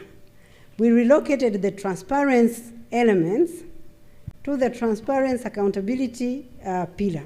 So it's not so much a direct decline, except where the citizen perception has been a little bit lower on some aspects, But in fact, it's because we decided that in this pillar, while we relocated that, we also introduced assessment on particular service providers. I earlier mentioned we asked service delivery, and we used beyond the infrastructure that we were pulling. So if we had brought in, we had, for example, brought the security as service delivery. But we decided that security was going to be left into security and not into service delivery as an apparatus of service delivery. So the restructuring also informed part of the decline. So we restructure. I think she earlier, the RRs earlier mentioned that the RGS is a living document. We were also assessing existing of infrastructure. So if we already have online systems, IREMBO as an online system, we no longer, under the service delivery pillar, assess IREMBO as an online system for its existence, because that infrastructure is already there. We moved to how do the citizens appreciate the functioning of IREMBO. So that is really, that kind of adjustment also captures the reasons why some of those things changed. I want to appreciate Ndajijimana's question of adding years. We moved on to the editions because in the beginning, and I appreciate those that recognize the change, in the beginning, there are two things that we have improved with the RGS. Sometimes it was impossible. In the first, second, I think, and third edition, there were not annual publications as such, because it required that we get data from the citizen report card, which covers a bigger part, and then put that as part of the data for the next year. So most of the time, the citizen report card could not come early enough to have the RGS as part of the end of year. We have been able to really streamline that. The citizen report card data is ready to be used for the RGS of that particular year. And I think since 2018, we have been issuing an RGS every year. So initially we had them as editions because we were not certainly sure that they were going to be annual publications. But when we decided that they were going to be annual publications, we kept that. But also remember I said some of the data of the editions are not particularly from that particular year because it depends on the source of the data. But I think I'll take your recommendation that hand in hand with saying the edition, so next year we are doing the 10th edition, but we are issuing RGS for the 12th year because there are certain periods that we had 2 years overlap instead of doing it into the first year. I think I take your recommendation that in the next editions, we are going to be saying the edition and the year specifically, because that allows people to really locate the edition in terms of space. Ernest from Interpeace requested to understand the targets, the scoring method, and you asked a very interesting question that we have had in our writing phases, in particular on issues of creating a target on perception of the people. Now, remember our RGS measures according to the existing commitment. So in Rwanda, the National Strategy for Transformation has targets on perception of the people. We have created a target that by 2024, citizen satisfaction with service delivery is going to be at 90% overall. When we do the CRC, and you will see that when you look at our data, we have the space that speaks about data, and we have the space that speaks about target. For the CRC, the citizen report card, when we disseminate it on 100%. But also we don't want to lie publicly that 100% is equal to 90%. In the other hand, it's the same. So when we come to RGS, the principle of the RGS is we measure against a target that is established in either of these three areas. For some sectors, the priorities and their targets are very specific in the National Strategy for Transformation. When they are not specific, annual targets actually, when they are not specific annual targets, Then we push it to the sector strategic plans. The sector strategies, for example, the security sector has set a target of service delivery satisfaction above than many other targets. Even within themselves, they have set the target a bit higher. All another sector has set a target that we think would have been a better target. So when we think the target is, usually we use the target as set in the NST1. When the NST1 is not specific in terms of target, we use the target that is in the sector strategies. And when we don't have a target, we use the data as a percentage data. So why do we measure perception? Because we decided that we are going to have a target on perception. Because it also informs the inputs. 100% can be the end. So when you see 100%, that's why we record the data and the target. You were able to tell that there is a 20-something lacking because you saw the data. But we will measure the data against the target and tell the country that by the target of 2024, we are doing so well. But by the fact that we still have issues, the data shows. So I think it's really important that you understand the methodology and the basis of our assessments. The basis of our assessment is in particular constructed on existing standards in very specific ways. And that is how we do the assessments. Now, of course, you make some recommendations, and I appreciate. And of course, some of the recommendations need an understanding and a readjustment. As I said, when we launch, we get comments. We have a secretarial team that is writing all the comments here. And when we are going to write the next edition, when we start preparing for the next edition, we look at some of the recommendations that came from the audience, and we integrate it if it reflects what we are looking for in the Rwanda Governance Scorecard. We do not assume that the Rwanda Governance Scorecard is the only score, and of course, for any scientific document, there are limitations. So some of the things that are proposed here will have the limitations. For example, some of the things you proposed. Human rights proportion with people who experienced how their cases were addressed. Let us start with why we asked the human rights proportion for those who suffered sexual violence or anything. If you go and read this SDG Goal 16, Goal 16 has very specific priorities on these particular sectors. On the sectors of child abuse, there are very specific targets that are set. So part of this data comes from the data that we collect in reflection of our commitments through the SDGs. If they said that they are going to measure peace as one of the SDG priorities, and in the pillar of SDG under peace, we are being asked to have data that reflects on that form of violence, that is what has informed us to put this in. Now, some of the data, for example, the question you had on suicide, when we did the dissemination of the Rwanda governance, of the citizen report card last year, we were asked to go, actually from some of the participants, to include in the citizen report card. So I want to mention that you are receiving the Rwanda Governance Scorecard today, but the citizen report card is also a publication that when we finalize presenting a report before Parliament, the publication of the citizen report card is going to be online as well. And some of the questions you are asking, we ask them in the citizen report card. We don't put all the data there, but for example,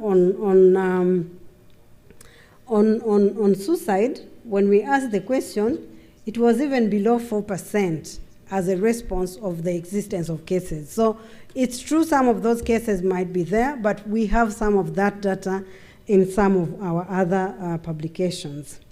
Eric, thank you for appreciating that we are improving. I really want to appreciate that all of you here are part of what helps us improve in this regard.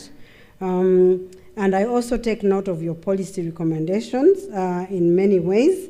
And I think most of the things that you raised really are areas that we need to improve on. So if I may, I will not enter into responding to that, because some of the recommendations people give here are for reflection beyond this room. I think we can take very few more. There's Ambassador Christine, then there is Chair of NINGO, the Vice Chair of Rwanda Civil Society Platform, I think the two MPs. Then there's also... Thank you very much. I'm Christine Ngurikinha, the CEO of Rwanda Corporation. At this point, I just want to thank you very much, dear CEO and your team, for inviting us here today.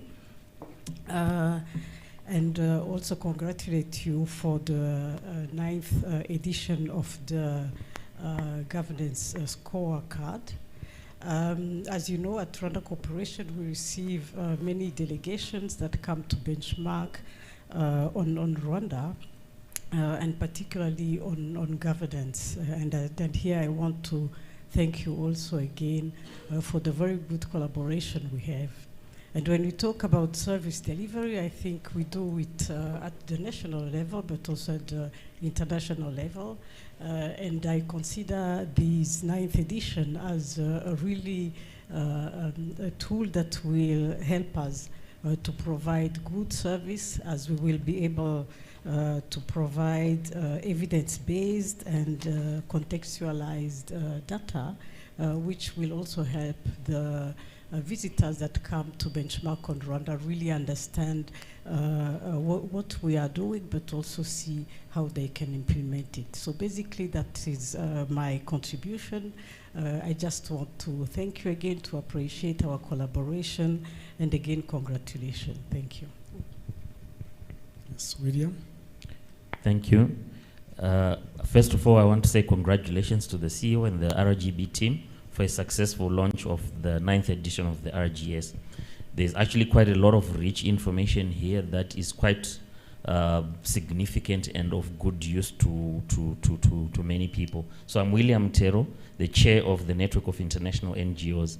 So my reflection reading through the report was, I think there's a clear demand for more participation or the role of CSOs, especially in promoting good governance.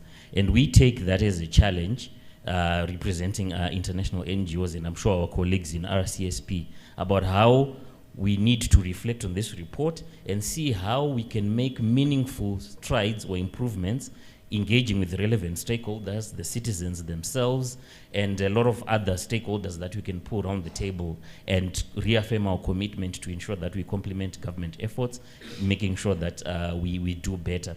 So when it came then to the rating of our service delivery, I was also challenged, and I was like, maybe this is actually one of the areas that we need to address. So we feel also challenged by that. And we would also be keen to learn, because we can see that some of our partners that we work with in the transformational governance pillar or in the social transformation pillar are doing much better than us in terms of service delivery. So there's actually quite a lot to learn there, and we would approach RGB and try to see how we can involve our members in discussions on what are some of the good standards and trends that are being adopted elsewhere that we can learn from. But I would then also pose a question, CEO, to say, probably there are some institutions or clusters that are doing better than us. What are some of the top trends that you are seeing in improving service delivery that we can take note of and quickly try to gather some quick wins around this area? Thank you very much. Thank you.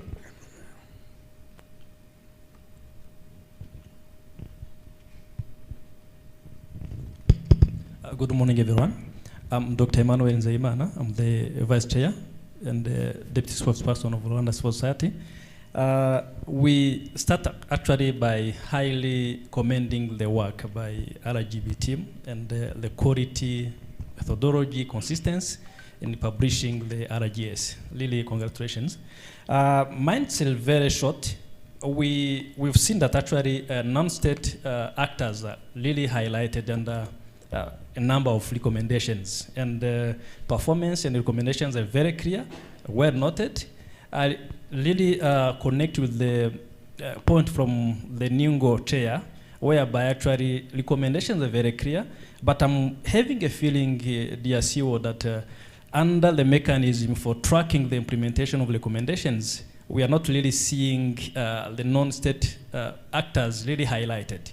We are seeing honorary ministries, but for us to make the non-state actors really accountable, we should be putting them actually under that particular section for tracking and monitoring the implementation. Thank you very much. Thank you. Thank you, dear CEO, for this 9th edition. My name is Ivarens Muhakwa, representing Social Democratic Party. While looking in the trends, the pillar of investing in human and social development is decreasing year after year, from 82 to 75 in this edition. Now we are launching. So I wanted to know the reason why this pillar is decreasing year after year, while it is an important pillar to reach the SDG.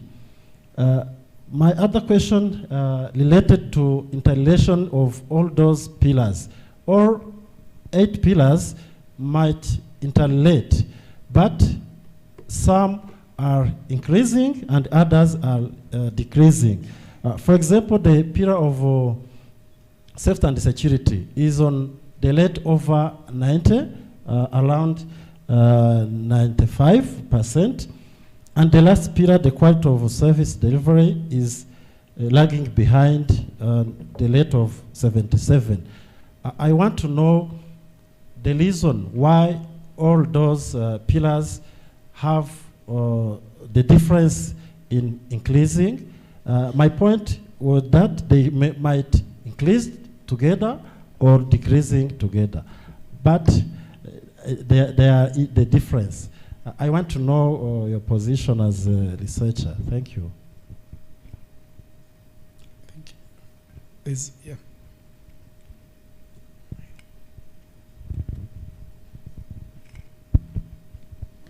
Thank you, Madam CEO of RGB. My name is Pelagie Uwe from Senate and Deputy Chairperson of the Committee on Political Affairs and Governance.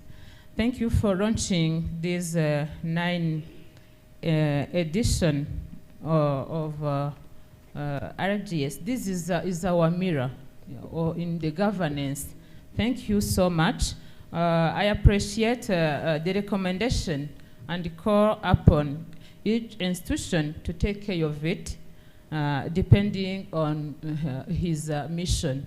My question goes on the page 44 of this report. In part of climate change resilience, where seats of Kigali and provinces don't have a target. Did you miss it in the report of REMA? If yes, did you ask why? And why don't you use other target from the different institutions? Thank you. Thank you. Eugenie?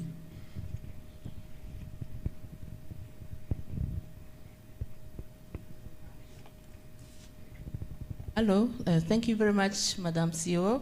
My name is Eugenia Kaitesi. I'm the Executive Director of IPA Rwanda. And like many others, I will start by congratulating you and your team for a wonderful report. I have 2 points, Madam CEO.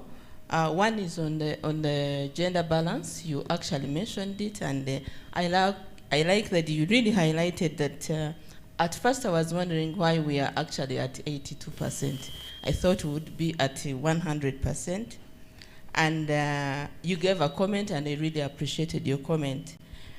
But in the recommendations, I did not see a recommendation that we should give to the policymakers. And I think we need to be emphatic at recommendations we really give to trickle down the gender balance at all levels of governance. Another comment that I have is on the trends. I think someone has mentioned it. I noted that there is a particular edition, I think the 6th edition, when all pillars performed less, and was wondering whether you know why that particular edition really all pillars were performed less, and probably to inform other pillars that would be coming up. Thank you, Madam CEO. Thank you. So I think we don't have anyone now. Can Well, respond. thank you very much for the questions and comments. I'm going to ask Dr. Felicier, the head of our research and homegrown department, to respond on the question raised by Senator Pelagie on the targets in our on climate resilience. Do you want also to say something a little bit on the decreasing of the investing pillar? And then I'll come after you on that. Yeah, I think Felicia will take the floor and have an explanation a little bit on that. And congratulations to your team, because I'm delivering on the results of your team. Thank you very much. Thank you very much, Honorable, for the very good question. In fact, when it comes to assessing climate change resilience, we use data from REMA. The target is just one, meaning that it is a good performance when it decreases. That is why I don't see maybe probably in the corona of the target, as you said, there is no target highlighted. But obviously it's one. That is why you see city of Kigali and the other provinces, it's around 0.30, something like that. But the target is supposed to be 1. It's the way REMA is assessing this particular indicator. So if you allow, there is by our colleagues from Interpace related to the price index. If you allow, I'd like also to address this very good question, where he asked about including on macroeconomic indicators, including price index and PPP. PPP is economic terms related to purchasing power index parity, which is an indicator measuring different countries' currencies through a basket of goods in terms of productivity and inflation.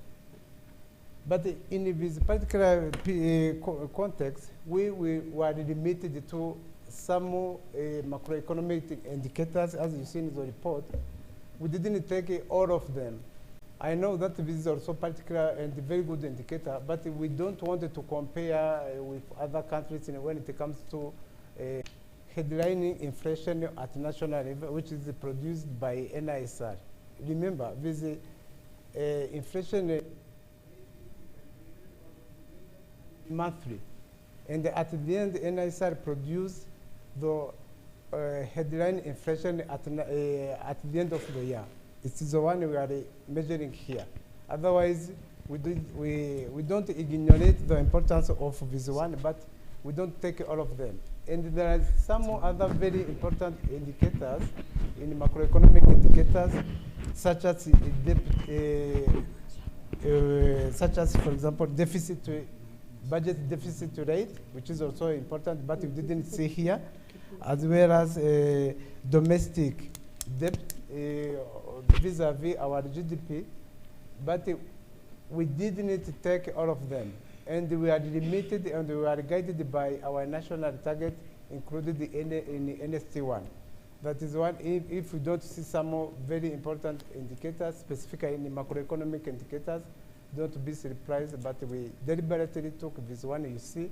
Otherwise, I agree with you, it's a very important indicator, but we can't capture all of them in this one. And remember, this is particular governance, not specifically economic research document.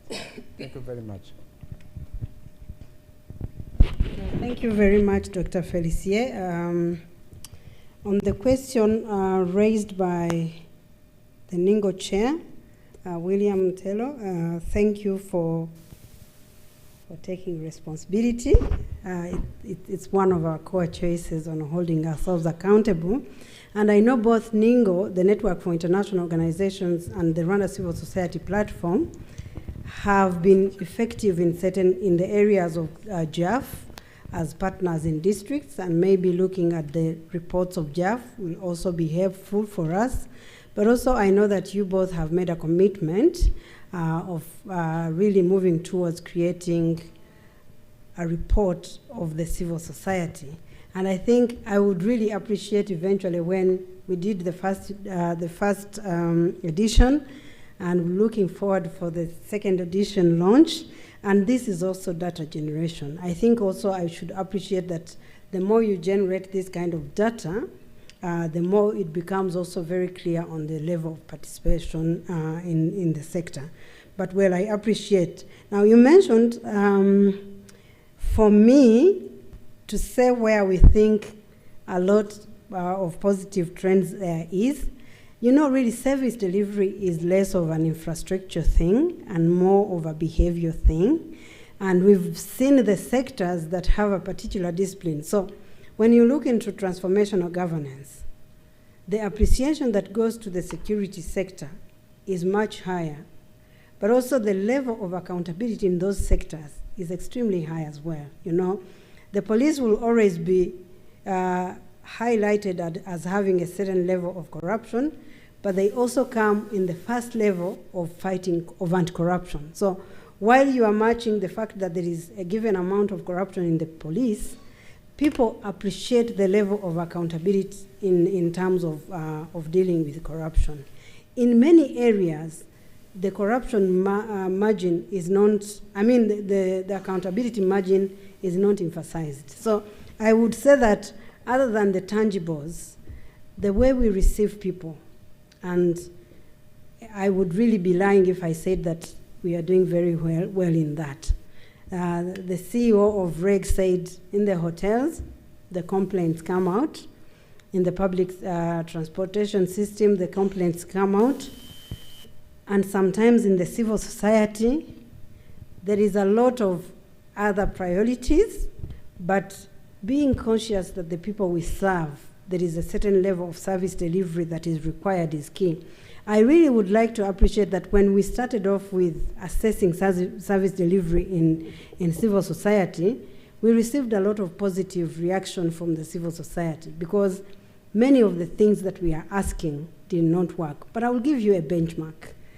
Together with different partners that are in the regulatory sector, we've come up with standards, service standards. And they have only about 5 to 7 areas. They include timeliness, they include responsiveness, they include reliability, they include the tangible, the space in which we serve. They are not very scientific things, I should use the term, but they are things that we create in the mindset. How do we respond if somebody sought a service? And it's an area that we all need to improve. How do we collect feedback? How do we treat, how do we treat the people that come to us, even though you don't get the results of the service, but you get a humane treatment vis-a-vis the people that you're serving. So we as RGB have a mandate to share, and I think at some point we shared these service standards, and we want organizations, RDB shared with the private sector, the Ministry of Local Government shared with the local government sector, and then the Ministry of Public Service shared with the public service sector. But we know we are in the first phase of awareness because our analysis in the service delivery sector has been, we are reactive. We speak about service delivery as an action, but service delivery is consistent if it's part of the discipline, if it's part of the culture. So I think how we prepare our staff, the inductions that we do with our staff, and the tools that we give them in order to hold them accountable in terms of delivery is an area that we all need to improve. I was with the education sector, and I will not apologize to my colleagues from the education and academia sector. We teach knowledge, but we don't genuinely teach how it will be used. It's not a common thing that we teach people.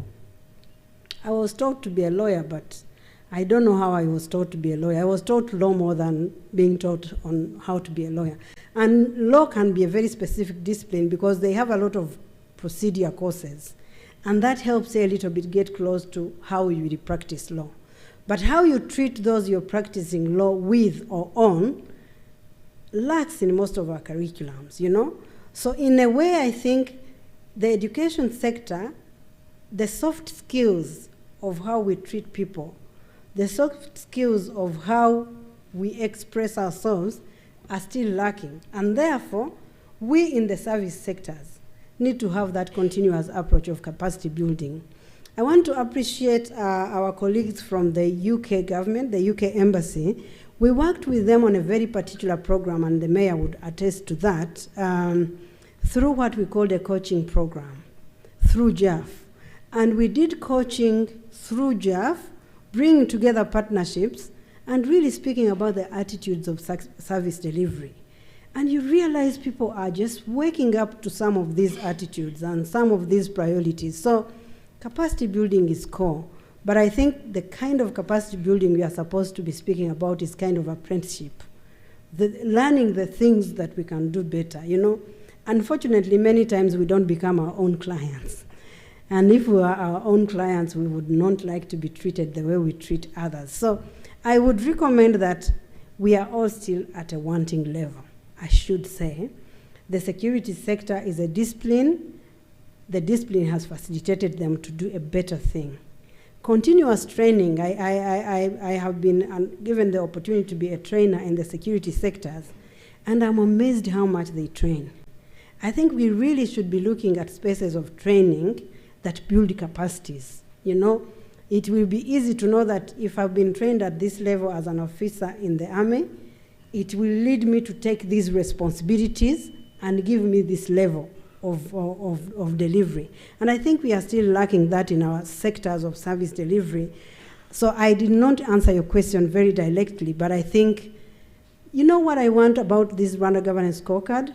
Let's go back and re-engage on some of these issues. So today is just a launch, but the Rwanda Governance Scorecard will remain relevant, and we should really create spaces to engage on the things that affect us.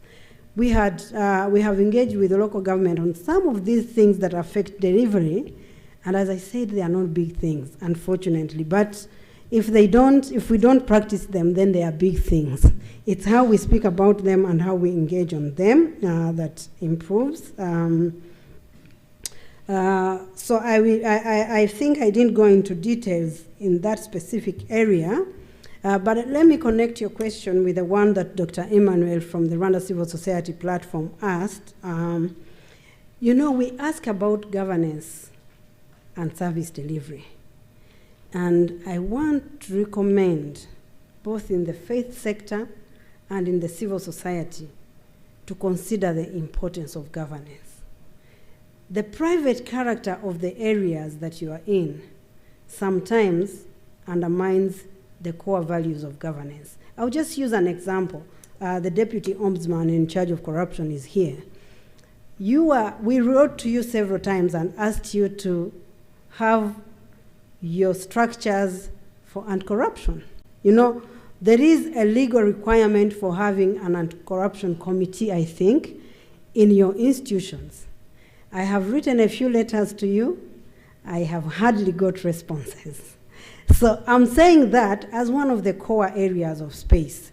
We have encouraged you to look at your structures and integrate elements of money laundering and the fragilities that go around human trafficking, money laundering, and all of that, because it has an impact on our economy and on our people. But the response rate is not forthcoming as it comes. So you will realize that when governance is at stake, because governance provides the strategic direction, when there are lacks in the governance principles, in the governance structures, most times it affects, especially in the private civil society sector, most time it affects the way you do business. And I know we have very good partners in the civil society sector in the areas of accountable governance, in the areas of dealing with social security. Actually, if you looked, part of our report is government was supposed to increase partnership with service delivery on delivering in the areas of social protection. And we have highlighted that as not as performing as well as we want. But in some of these civil society structures, even accountability to the status quo, to the real issues, remains a challenge. So you cannot, with moral authority, hold accountable government when your governance structures are not in the right position. You require a moral authority to hold us as government accountable. And that moral authority will be defeated by how your structures, and I'm not speaking about the lack of law, I am speaking about the commitment to implementation and delivery. So I think there are areas that we can improve in that sector, in the areas of governance, but I think, as you said also, how you portray what you do. You know, there are so many things that get done in the civil society sector.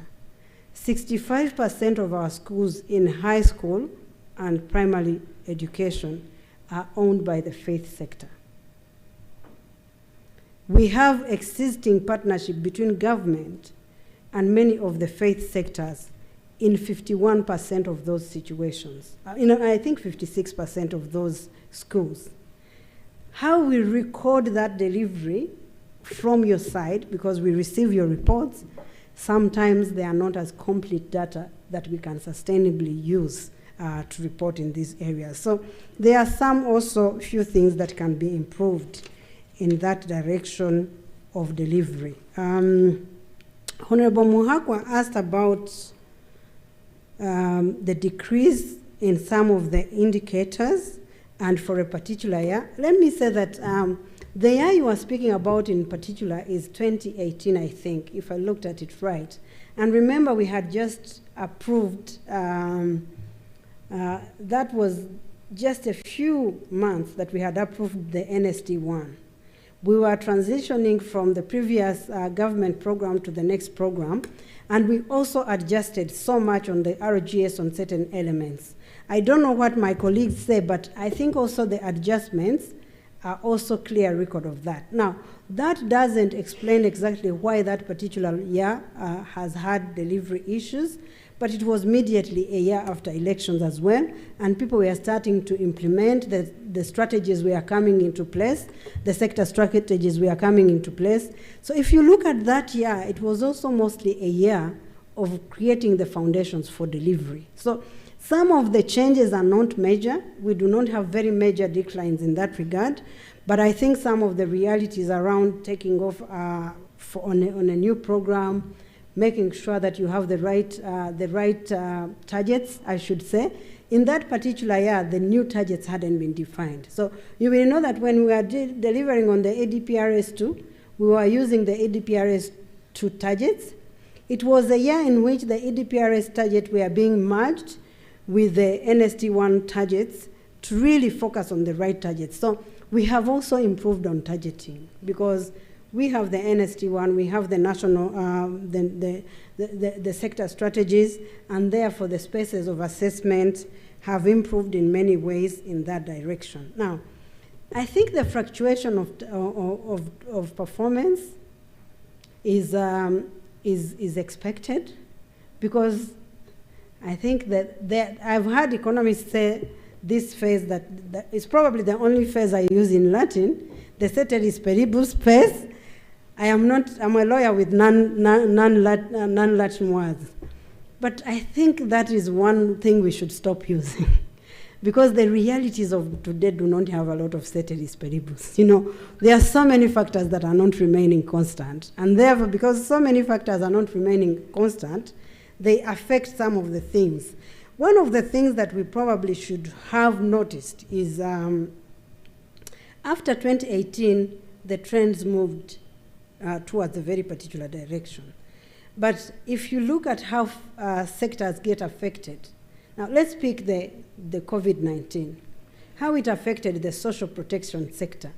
We all know, not just in Rwanda, even globally, decline into poverty levels is a reality. You know, the realities, the geopolitics realities, the realities that are related with COVID-19 create some of those declines. I think we need to celebrate at this that we didn't actually over-decline, because under the circumstances, and maybe that's one area we should celebrate partnership in reality. The way we addressed COVID-19 and the way we confronted it was so much reflected on adjustments that are concentrated on those reflections. We need to celebrate the consistency of our security sector, you know, and we know that in Rwanda's governance, the primacy of security is a core element.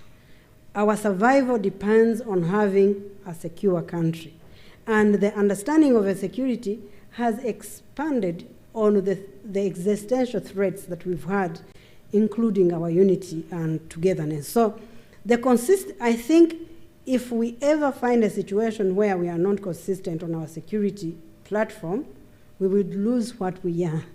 Our security, that's why we measure unity and reconciliation under the security sector, because that is an existential element, and this is not to undermine other areas.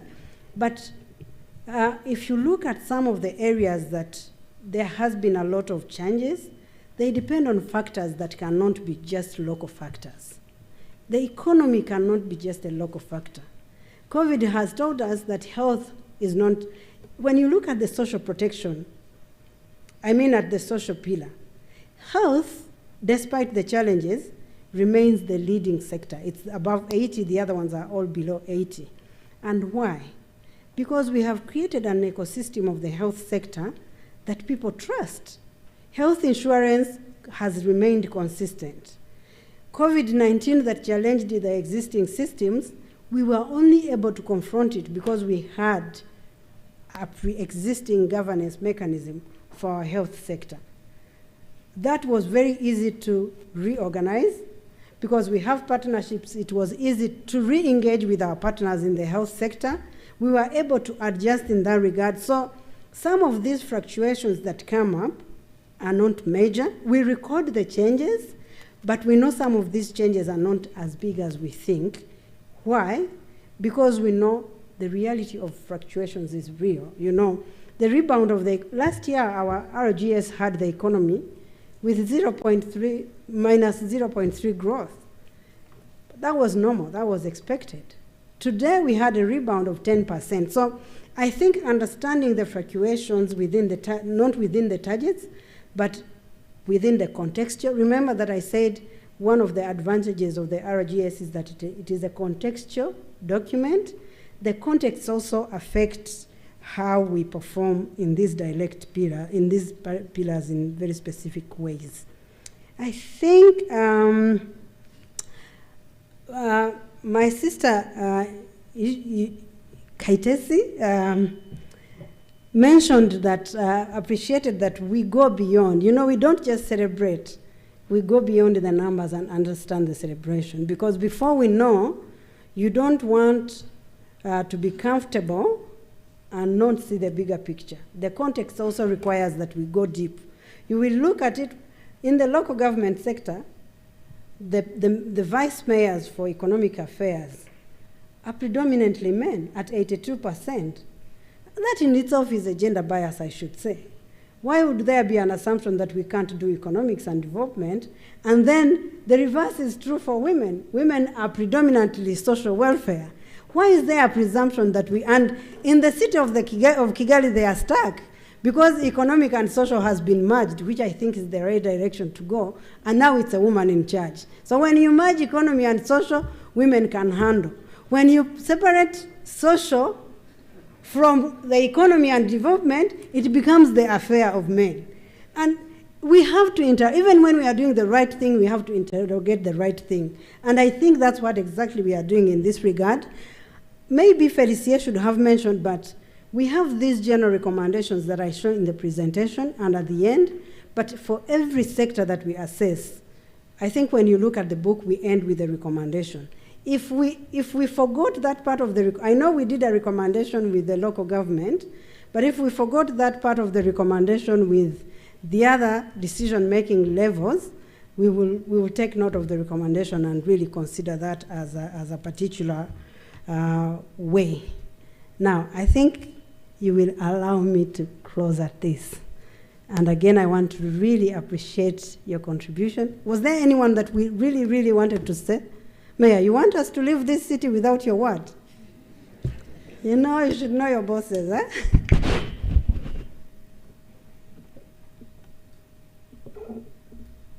Thank you so much, CEO. Pudence Elwindisa, the city mayor. Actually, I had planned to say something, but I stepped out when you are giving mics around. So I've got two comments. Number one is just a vote of thanks to actually, when we get these RGS with key specific indicators and recommendations, it brings us back on the table and see how best we can perform, especially on the key element that probably we are not moving very fast as expected for us to be able to reach the target in the NST1. I concur with what you said and also others on the service delivery. We still need to improve. When you look at in some of the institutions, probably we're speaking from the city perspective and districts. When you look at what we had as the service charters, I think there is a room for improvement. I think to align with the current situation, the expectations from the people we are supposed to be serving, and adjust a little bit and be able to monitor ourselves and improve. My other comments on the pillar number 5, I think it is human and social development. You rightly put it in a way that we all appreciate what is happening in the health sector, and again, the experience and the benchmark actually we have in the health sector, the resilience that we have demonstrated, especially previous month when we were fighting against the pandemic, definitely shows the proximity of the health sector and again, the consistent performance, probably with a slightly room of improvement as well. However, when you look into the education sector and the indicators that you projected there, can pick like the dropout. Definitely, it is a direct link that we are seeing with what is happening in our families. I'm glad that recently the education sector, actually the government through the education sector took a decision to revisit some of the decisions that we are taking in our schools, in the PTAs, the parent teachers associations, that could also have been probably some of the source of the dropouts, because a school could work up and put up some of the fees that probably might be a barrier for some of the parents. They therefore create a dropout. But again, we believe this is going to be a solution without definitely compromising the quality of education, because we again have that policy of school feeding that has also been a source of some of the schools, the kids dropping out because of some of the fees that were not properly set. Number 3 is also probably the role of the parents to be able to monitor and follow up what is happening to our kids, because the family conflicts are the major source or cause of what we are seeing in the school dropouts. But if we couple that, if we solve that and couple it with the solutions that have been recently, published and for us in the enforcement, we believe this is going to be a solution to that. Definitely, plus the motivation that was there for the teachers, and also following up for the quality part of it, we can monitor and see if it is bringing some of the solutions. My last comment, CEO, is on on the environment protection. Today, Rwanda is being a destination because of probably the persistent good performance of the security organs. Rwanda is a secure country. We need probably to reach a point where Rwanda is going again to be highly ranked as a health country. But unfortunately, the indicators on the climate change, the resilience is still questionable. The air pollution is still an issue. The environment protection, probably there are things that we can do, others that are global. We met very recently with some other cities in the COP, the Ville, when we were talking about those solutions. Yesterday, for those who attended the Youth Connect Africa, a young lady that was really advocating aggressively on how we can probably be alert on the climate change issues. The floodings are happening in our cities. The biomass issues that we have in our country, you all know that the cooking gas is a solution, but to which extent shall we probably be very confident and say that all households are going to be using cooking gas? Definitely, it's not tomorrow, it's a journey. But there are some solutions that we can really tackle on right now to fix environmental issues that are affecting our country, our cities, to the extent we can be having a secure country, stroke health country, by coming up with some resilient solutions to protect our environment. Thank you. Thank you very much, Lord Mayor. And I think I will end at that. The sustainability of our future depends on how we mainstream our environment. And I think the connectivity of what we do in terms of governance, in terms of the economy, in terms of social transformation, is really a core element. That's why you find that in the RGS we do economic governance, we do social governance, and we do transformational governance, because we are so interconnected in that. As I close, I want to thank all of you. Thank you to all our partners that we deliver together beyond this in ensuring that there is governance in this country, and really strengthening the good governance, in ensuring that service delivery gets improved, and in ensuring that we are able to deliver together and better. Thank you very much for being our partners, and thank you very much for coming here. We shared the copies of the Rwanda Governance Scorecard, but I think as of today we also have it on our website for those who want to access it electronically. We would really appreciate if you interrogate us on it, challenge us, and make us able to produce a better Rwanda Governance Scorecard. Thank you very much. Thank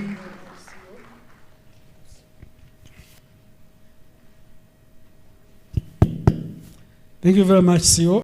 Thank you for your patience. I know we kept you standing for quite a long time. Thank you very much for responding to the questions from the audience. And we highly appreciate you, all of you who have made comments and asked insightful questions. These questions help us to think more and continuously improve what we are doing. So we highly appreciate, we appreciate everyone for their participation. We now come to the end of the presentation of RGS 9th edition. I don't know what is happening with the mic.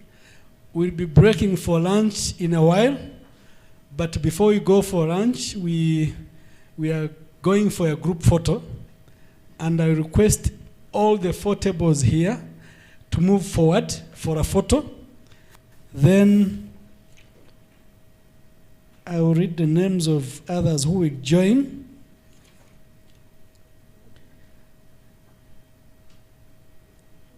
May I request everyone who is seated on these 4 tables to move in front. Then I request the Deputy government spokesperson.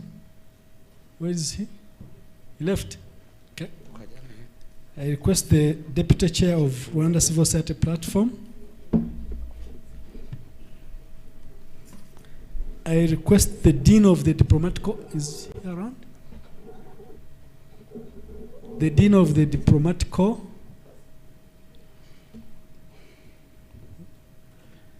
The leaders of the media associations, RMC and IRG.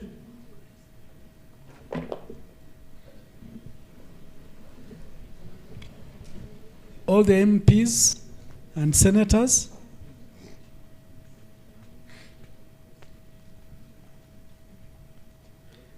The representatives of our academia.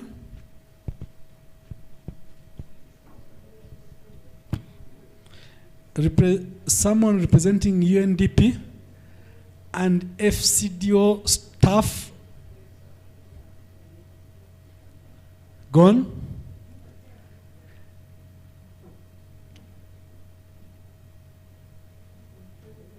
Dr. Felicia should have been there.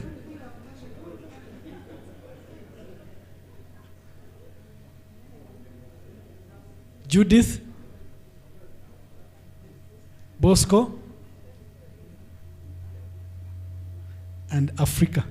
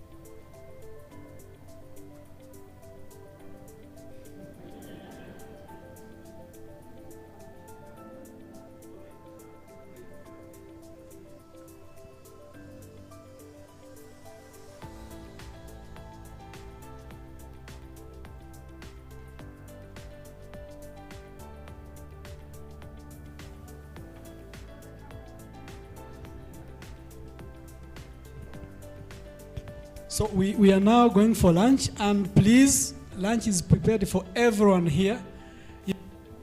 It is also part of accountable governance. We'll have our lunch at the tent room. Thank you very much.